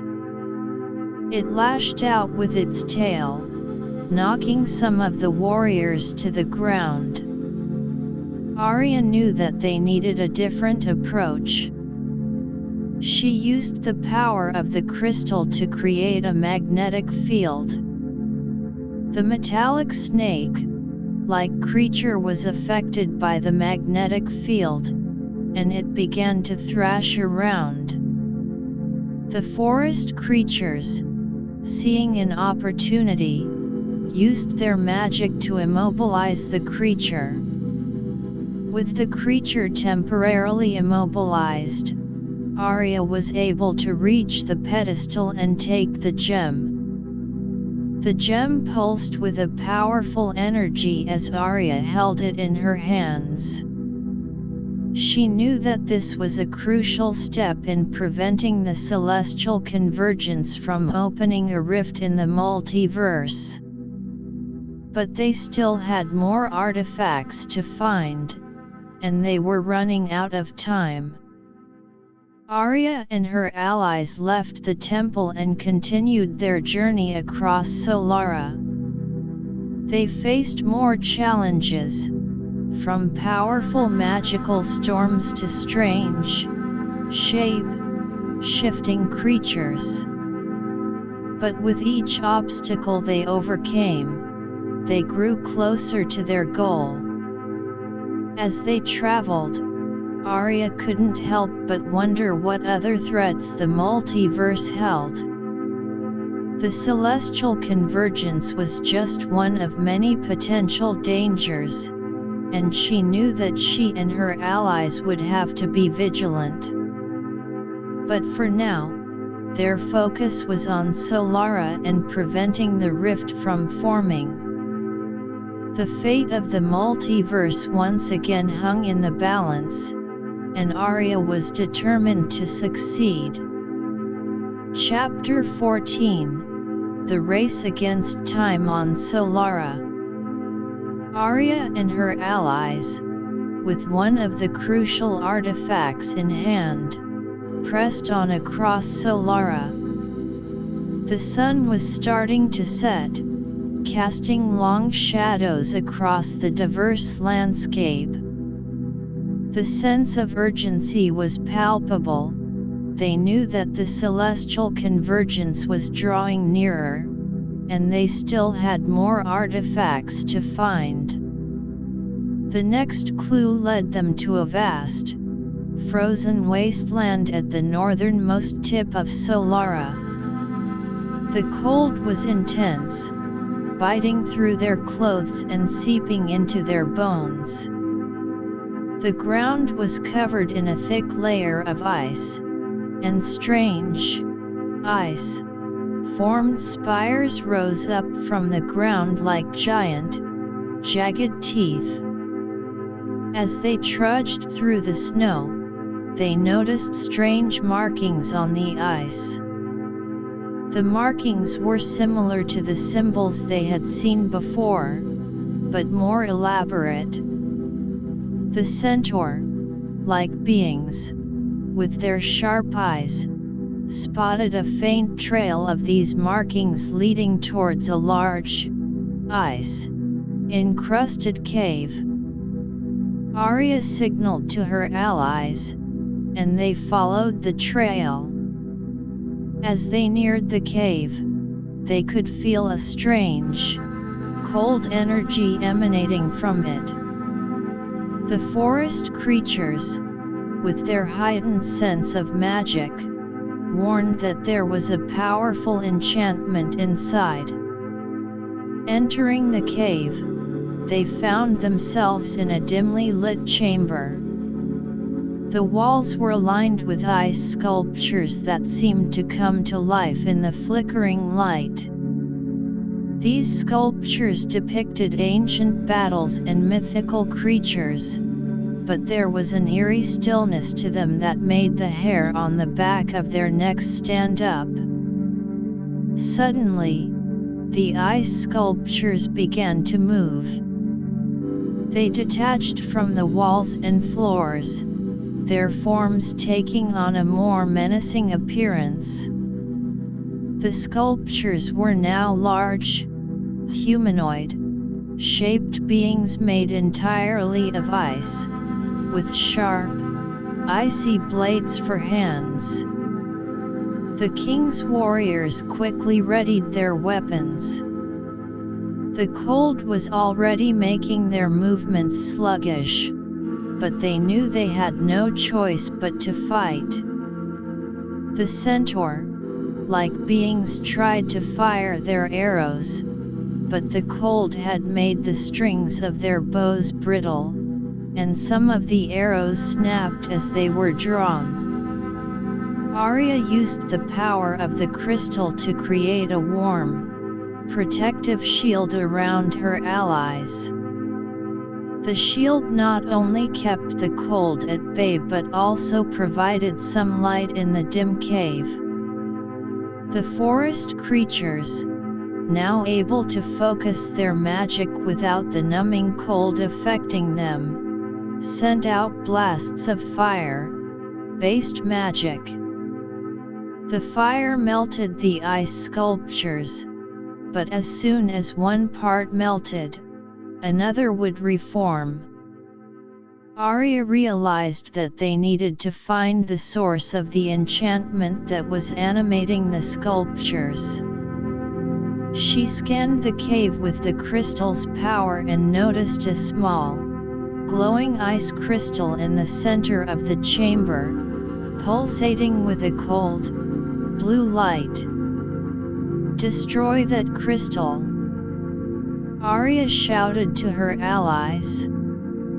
The warriors fought their way through the ice sculptures towards the crystal. The centaur-like beings, using their remaining arrows, tried to target the crystal from a distance. The forest creatures continued to use their fire magic to keep the ice sculptures at bay. One of the warriors, a brave young man named Garrett, finally reached the crystal. With a powerful swing of his sword, he struck the crystal. The crystal shattered, and with a loud crack, the ice sculptures stopped moving and crumbled to the ground. After the battle, they continued deeper into the cave. They came across a narrow passage that led to a smaller chamber. In this chamber, on a bed of snow, white fur, was the second artifact. It was a small, golden disc inscribed with symbols that seemed to glow with an inner light. As Aria picked up the disc, she felt a surge of energy coursing through her. The disc was vibrating in harmony with the gem they had found earlier, as if they were two parts of a greater whole. But their celebration was short-lived. Aria could sense that the celestial convergence was approaching rapidly. They had to find the last artifact quickly. The clues led them to a hidden valley in the heart of Solara, The valley was filled with a thick, magical mist that made it difficult to see more than a few feet ahead. The villagers, with their sharp sense of direction, tried to navigate through the mist. As they walked, they heard strange, whispering voices in the mist. The voices seemed to be calling out to them, trying to lead them astray. The forest creatures used their magic to create a clear path through the mist, but the voices were still a distraction. Suddenly, a large, winged creature emerged from the mist. It was a griffin-like beast, but its body was made of a strange, translucent material that seemed to shift and change colors. Its eyes were a deep, purple hue, and it let out a screech that echoed through the valley. The centaur-like beings fired arrows at the creature, but the arrows passed through its translucent body. The king's warriors charged at it, their swords held high. The creature flapped its wings, creating a powerful gust of wind that knocked some of the warriors off their feet. Aria knew that they needed to find a way to make the creature corporeal. She used the power of the crystal to send out a wave of energy that seemed to disrupt the creature's strange, shifting form. The forest creatures, following her lead, used their magic to solidify the creature's body. Once the creature was corporeal, the warriors were able to land blows on it. The centaur-like being's arrows now found their mark, and the creature let out a pained screech. After a fierce battle, they managed to subdue the creature. As the creature lay defeated, the mist began to clear. In the center of the valley, they saw a large, stone pedestal. On the pedestal was the final artifact, a long, crystalline staff. Aria approached the pedestal and picked up the staff. As she did, the gem, the disc, and the staff all began to glow brightly.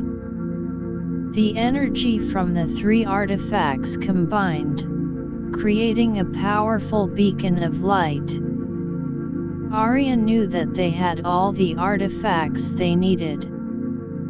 But they were still in a race against time. The celestial convergence was about to occur, and they had to get to the convergence point on Solara to use the artifacts and prevent the rift from forming.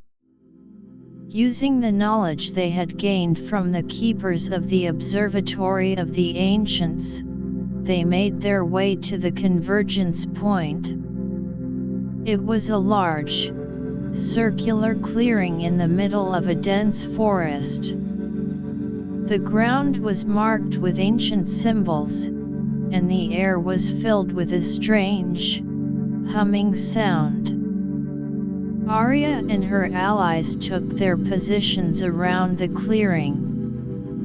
Aria held the staff in one hand, the gem in the other, and the disc was placed in the center of the clearing. The king's warriors stood guard. The centaur-like beings watched the skies. The forest creatures prepared their magic, and the villagers focused on maintaining the energy flow between the artifacts. As the celestial convergence began, the sky above the clearing started to swirl with a kaleidoscope of colors. A powerful force was pulling at the fabric of the multiverse, and they could feel the ground trembling beneath their feet. Aria concentrated all her energy on the artifacts.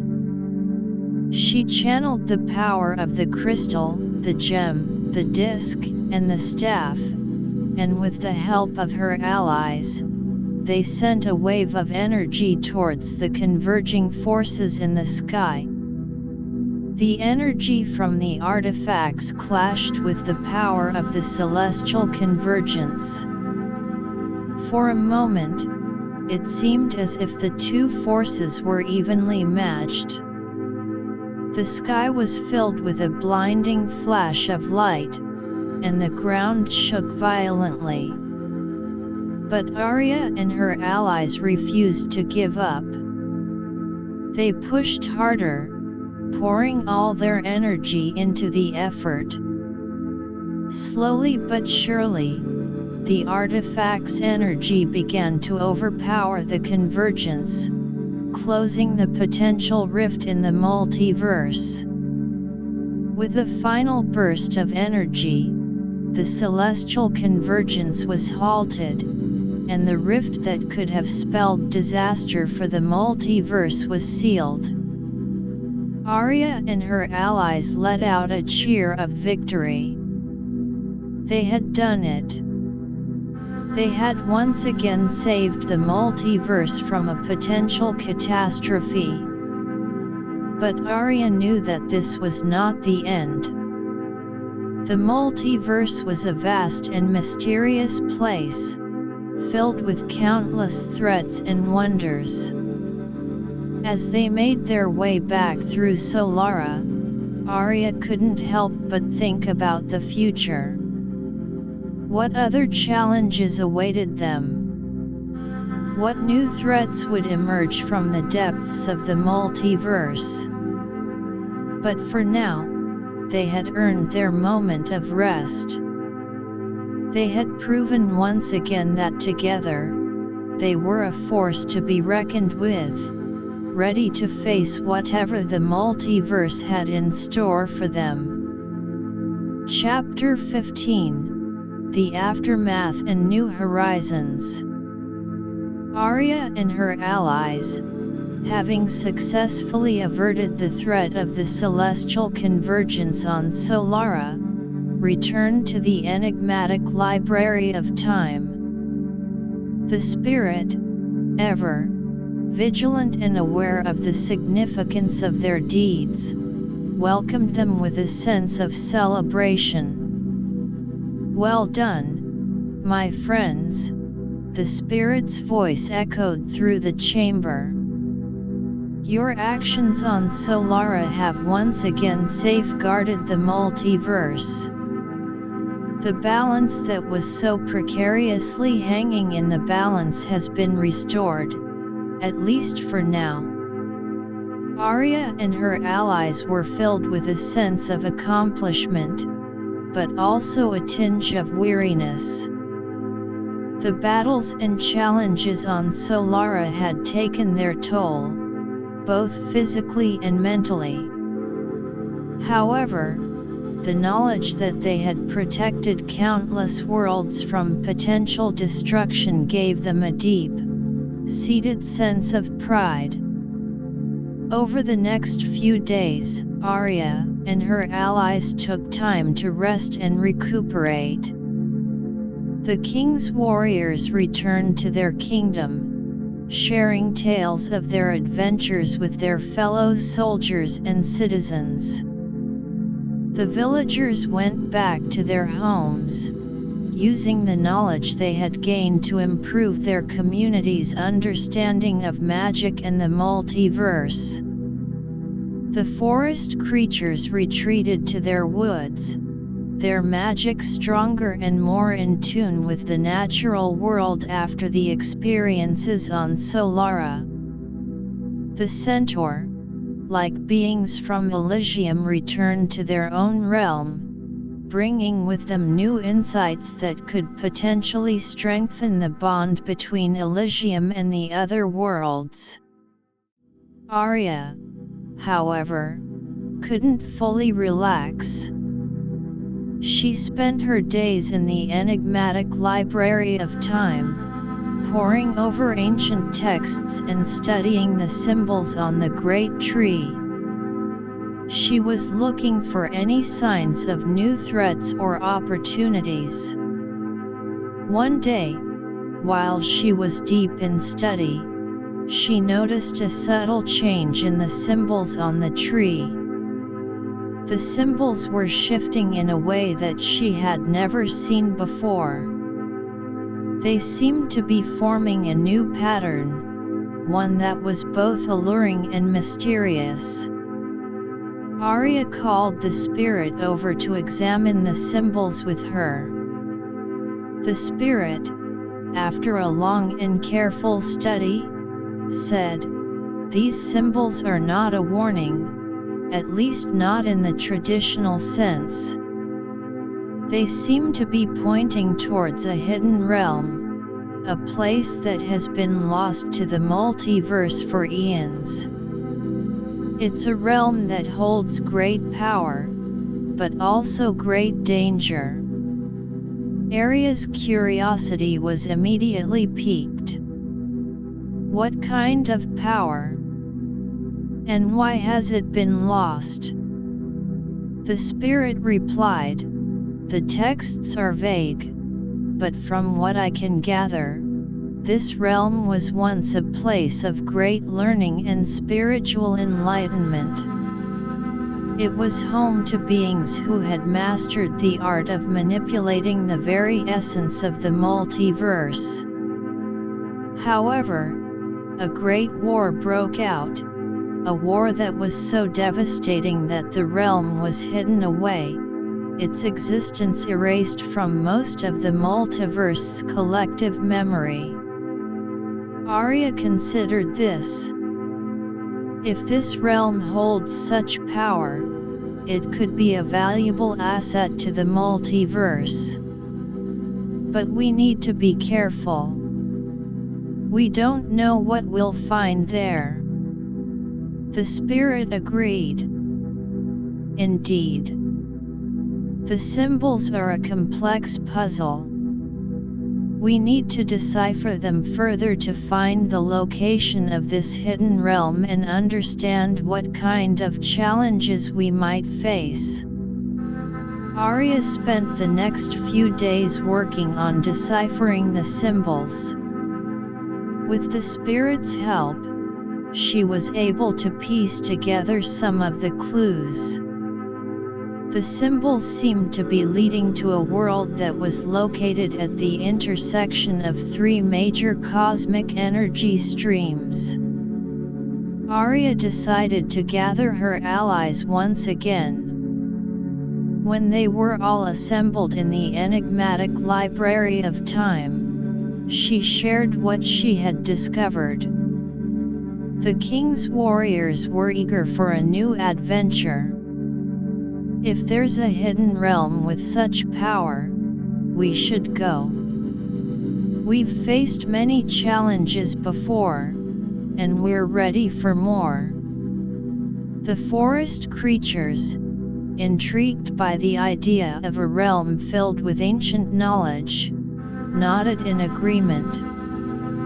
This could be a chance to learn more about the fundamental forces of nature and magic. We're in. The villagers, though a bit more cautious, also saw the potential benefits. If this realm can provide us with knowledge to better protect our world, then we should explore it. The centaur, like beings from Elysium, with their love for exploration and discovery, were excited. The intersection of cosmic energy streams? That's a place few have ever been. We're eager to join you. Aria smiled. Then it's settled. But we need to be prepared. We have no idea what awaits us in this hidden realm. Using the time gate, they set off on their new journey. When they emerged on the other side, they found themselves in a strange, empty expanse. There was no ground, no sky, just a swirling mass of colors and energies. The three cosmic energy streams were visible as bright, glowing rivers of light that crossed the expanse. Aria used the power of the crystal to sense the location of the hidden realm. She felt a faint pull in one direction, towards a point where the three energy streams seemed to converge. As they moved towards the convergence point, they were met with a series of energy barriers. These barriers were made of a strange, pulsating energy that seemed to resist their passage. The forest creatures, with their deep understanding of energy-based magic, tried to find a way to bypass the barriers. They studied the energy patterns, looking for weaknesses. The Centaur. Chapter 15. The Hidden Realm Unveiled. Aria and her allies stood before the pulsating energy barriers in the strange expanse where the cosmic energy streams converged. The forest creatures, with their acute sense of energy-based magic, huddled together, their eyes closed in deep concentration as they probed the barriers for weaknesses. One of the forest creatures, a wise old owl-like being named Lyra, opened her eyes. These barriers are complex. They're not just a simple shield but a living construct, constantly adapting to any attempts to break through. But I've noticed a pattern in the energy flow. If we can disrupt it at a specific point, we might be able to create an opening. Aria nodded, her grip tightening on the crystal. Show us where, Lyra. We'll do whatever it takes to get through. Lyra pointed to a spot where the energy seemed to be slightly more turbulent. There. That's the point where the energy patterns intersect in a more vulnerable way. But we need to act in unison. Aria, use the crystal to send a focused blast of energy. The rest of us will support with our own magic. Aria took a deep breath and channeled the power of the crystal. A bright, white beam of energy shot towards the designated spot on the barrier. The king's warriors, their faces set with determination, added their own strength to the attack, sending waves of physical force towards the barrier.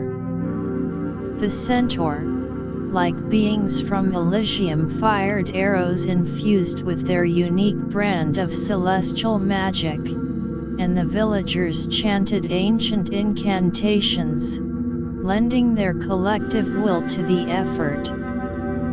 The forest creatures, led by Lyra, sent out a synchronized wave of nature-based magic. The combined power of their attack hit the barrier, causing it to flicker and distort. For a moment, it seemed as if their efforts were in vain, but then, with a loud crackling sound, a small opening appeared in the barrier. "Quick! Through the opening!" Aria shouted. They rushed through the opening before the barrier could close. On the other side, they found themselves in a realm that was both beautiful and eerie. The sky was a deep, violet color, filled with constellations that seemed to move and dance.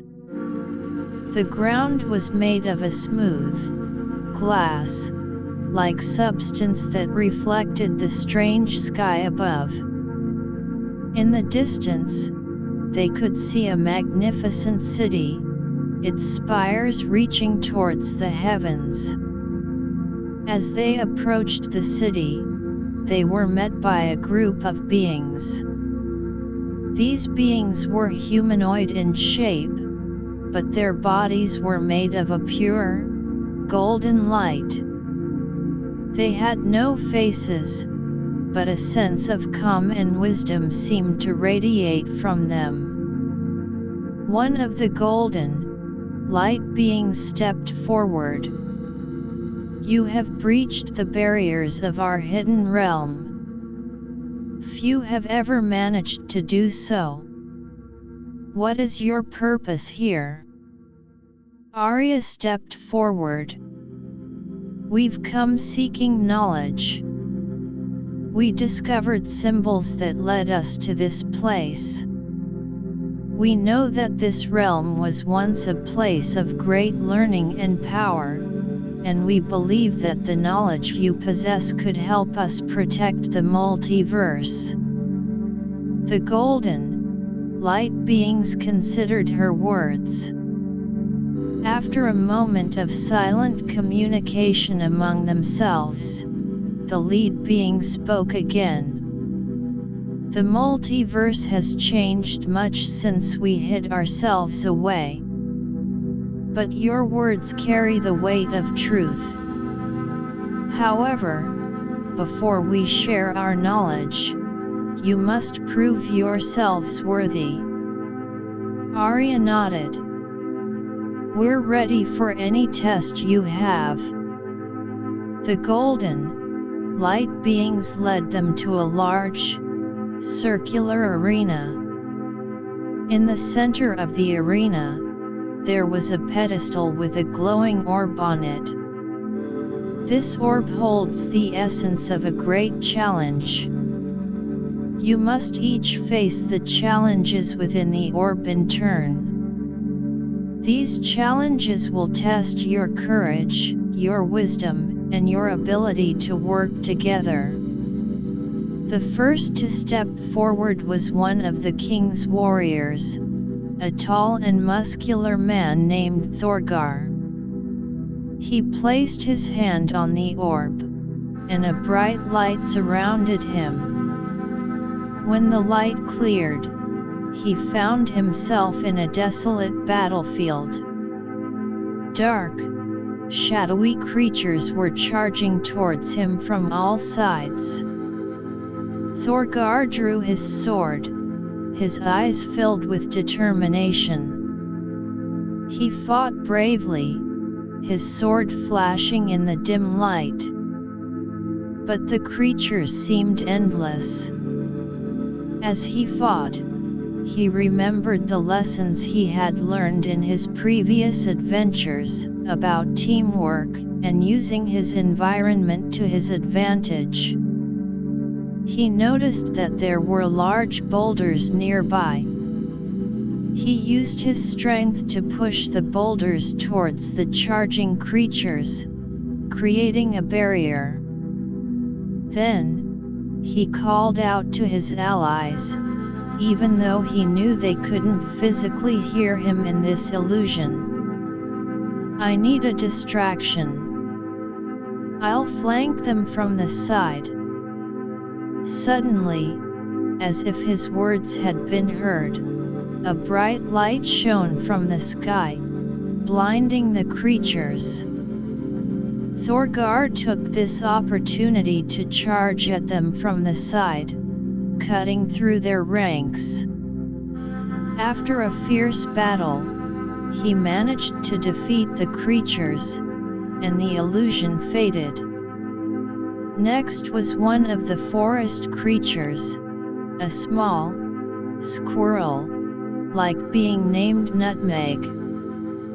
When she touched the orb, she found herself in a dense, enchanted forest. The trees were talking, but their words were a jumbled mess of riddles and warnings. Nutmeg knew that she had to use her wits to find her way out. She listened carefully to the trees, piecing together the clues. As she walked deeper into the forest, she encountered a large, ancient tree with a door in its trunk. The door was locked, and there was a riddle inscribed on it. To open this door, you must answer true. What is the one thing that binds the forest and the sky? Nutmeg thought for a moment. She remembered the connection between the natural world and the celestial forces, how the roots of the trees drew nutrients from the earth while their branches reached towards the sky. It's the energy that flows through all things, she said. The door creaked open, and Nutmeg found herself in a chamber filled with ancient scrolls. She took one of the scrolls, which seemed to hold the knowledge of the forest's true nature, and the illusion faded. The centaur, like beings from Elysium, were next. When they touched the orb, they found themselves in a vast, celestial landscape. The stars were falling, and they had to use their archery skills and their understanding of the celestial movements to stop the impending disaster. They quickly realized that they needed to shoot the falling stars in a specific pattern to disrupt their trajectory. Working together, they aimed their bows and fired. Each arrow hit its mark, and the falling stars changed course, sparing the landscape from destruction. The villagers were then tested. They found themselves in a small village that was facing a great drought. The crops were withering, and the people were desperate. The villagers from Aria's group knew that they had to use their practical knowledge and their ability to work together to save the village. They dug wells, built irrigation systems, and used their basic magic to purify the scarce water sources. With their efforts, the village began to thrive again, and the illusion ended. Finally, it was Aria's turn. When she touched the orb, she found herself in a dark, empty void. A voice echoed around her. Here, you must face your greatest fears and doubts. Only by overcoming them can you prove yourself worthy. Aria saw visions of her allies being defeated, of the multiverse falling into chaos, and of her own failure. But she refused to be swayed.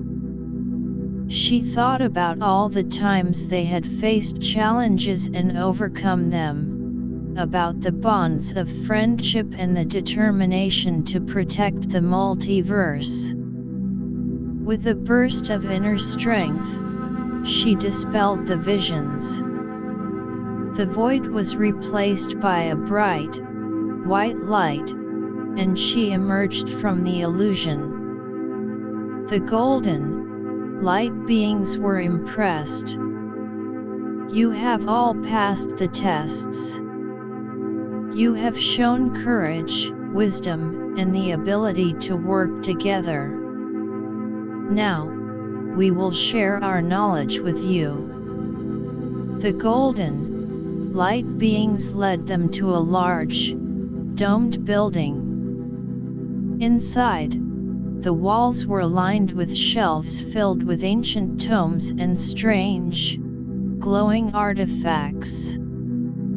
They spent days learning from the golden, light beings, studying the ancient texts, and understanding the secrets of the hidden realm. Aria learned about a powerful magic that could manipulate the very fabric of the multiverse in a more harmonious way.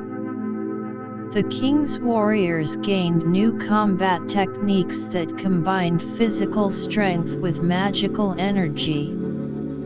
The forest creatures discovered ways to enhance their connection with the natural world across the multiverse.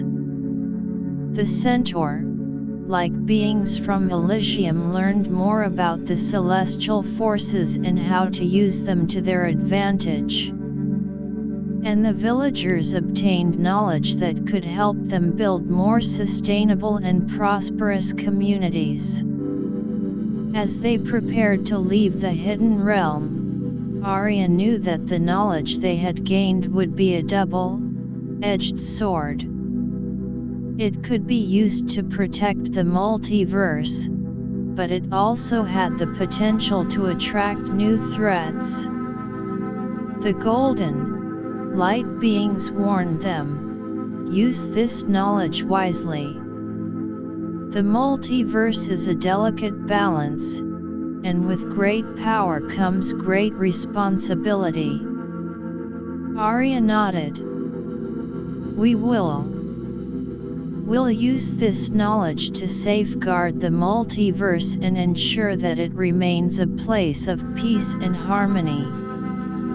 With that, Aria and her allies stepped through the time gate, back to the enigmatic Library of Time. They were filled with new knowledge and a renewed sense of purpose, ready to face whatever challenges the multiverse had in store for them. The future was uncertain, but they were confident in their ability to protect the multiverse, armed with the secrets of the hidden realm. Epilogue: The ever-enduring guardians of the multiverse.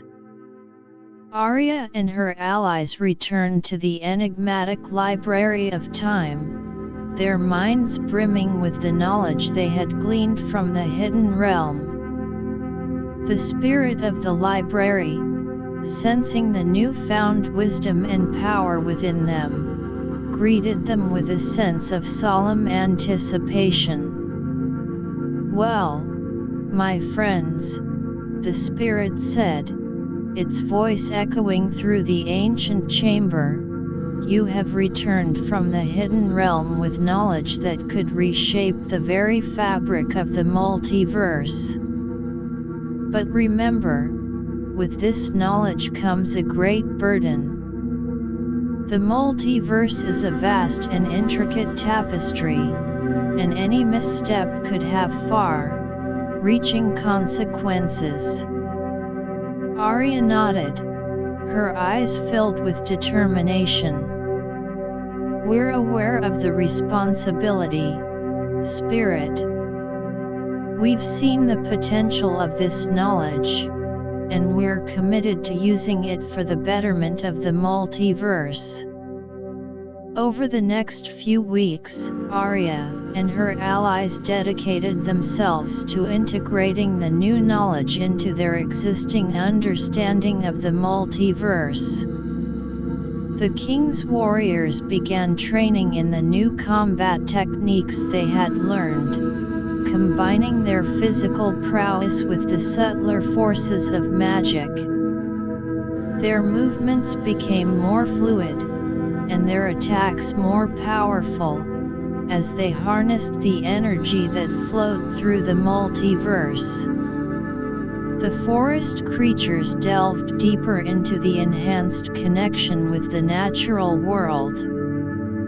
They shared their new-found knowledge with other forest-dwelling beings across different worlds, teaching them how to better communicate with the elements and use the power of nature in a more harmonious way.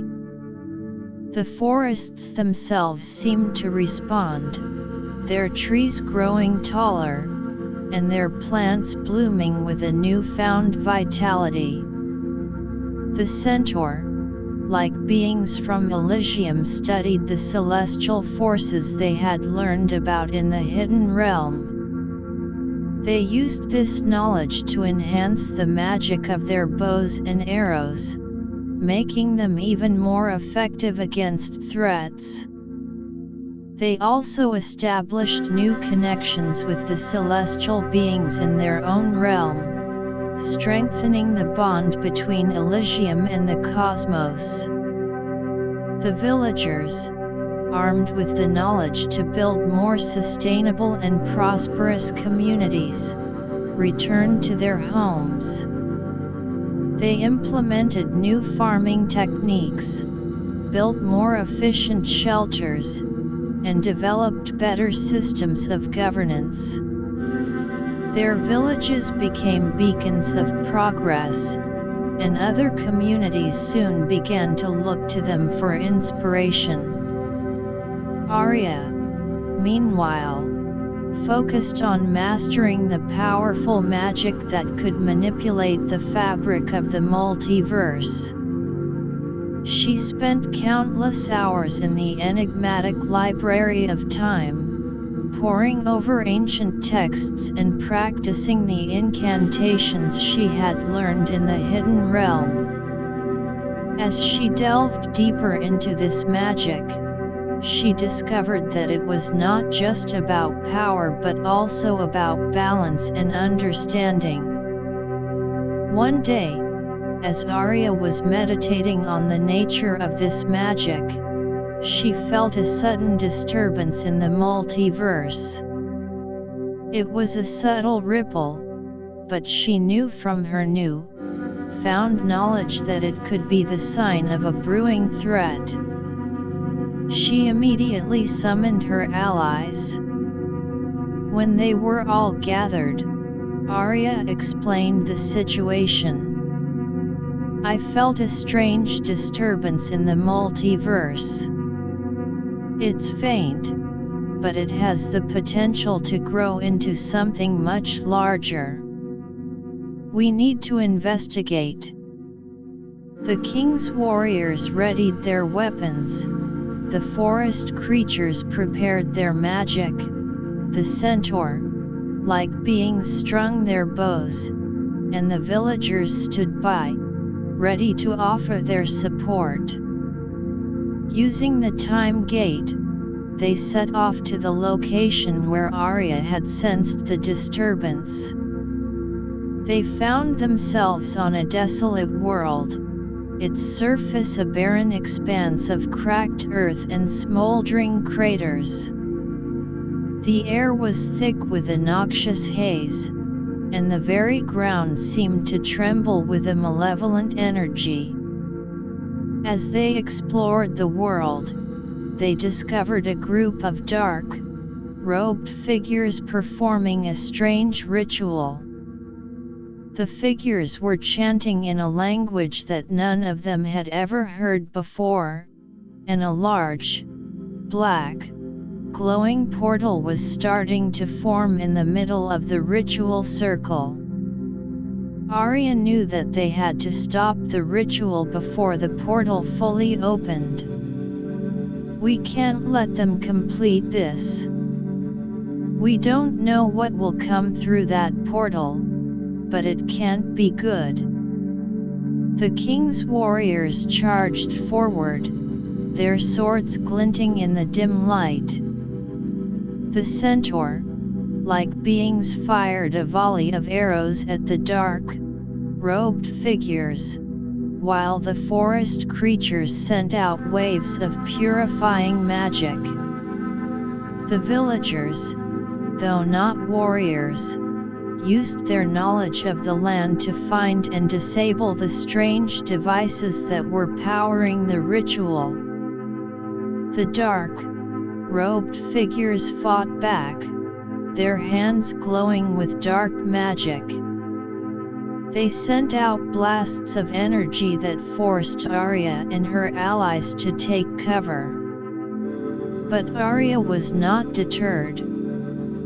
She used the power of the crystal and the new magic she had learned to create a shield that protected her allies. Then, with a burst of energy, she launched a counter-attack. The dark-robed figures were caught off guard by the intensity of her attack. One by one, they were defeated, and the ritual was disrupted. The black, glowing portal flickered and then disappeared. After the battle, Aria and her allies examined the remains of the ritual. They found that the dark-robed figures were part of a cult that had been trying to summon a powerful, ancient evil from another dimension. If they had succeeded, the multiverse would have been plunged into chaos. Aria realized that this was just the beginning. There would always be those who sought to use the power of the multiverse for their own evil ends. But she was confident in their ability to stop them. Over the following years, Aria and her allies became the guardians of the multiverse. They traveled from world to world, using their knowledge and power to prevent threats before they could escalate. They helped worlds in need, whether it was fending off dark forces, restoring balance to a disrupted ecosystem, or resolving conflicts between different races. As time passed, the multiverse began to thrive. Worlds that had once been on the brink of destruction were restored, and new alliances were formed between different realms. Aria and her allies became legends, their names spoken with reverence across the multiverse. One day, as Aria stood on a hill overlooking a prosperous kingdom, she reflected on their journey. "We've come a long way," she said to the spirit, who had accompanied her. "From the first discovery of the Time Gate to now, we've faced so many challenges, but we've also achieved so much." The spirit replied, "Yes, Aria. But the multiverse is an ever-changing place. There will always be new threats, new adventures. And as long as there are those who seek to protect it, the multiverse will continue to exist in harmony." Aria smiled. She knew that the spirit was right. The multiverse was a vast and beautiful place, filled with countless wonders and dangers. But as long as she and her allies were there, they would do everything in their power to safeguard it. The story of Aria and her allies became a tale told and retold throughout the multiverse, inspiring generations to come. It was a story of courage, friendship, and the unwavering determination to protect what was good. And as the multiverse continued to evolve, Aria and her allies remained its steadfast guardians, ready to face whatever the future held. Their legacy would live on, a beacon of hope in the vast expanse of the multiverse.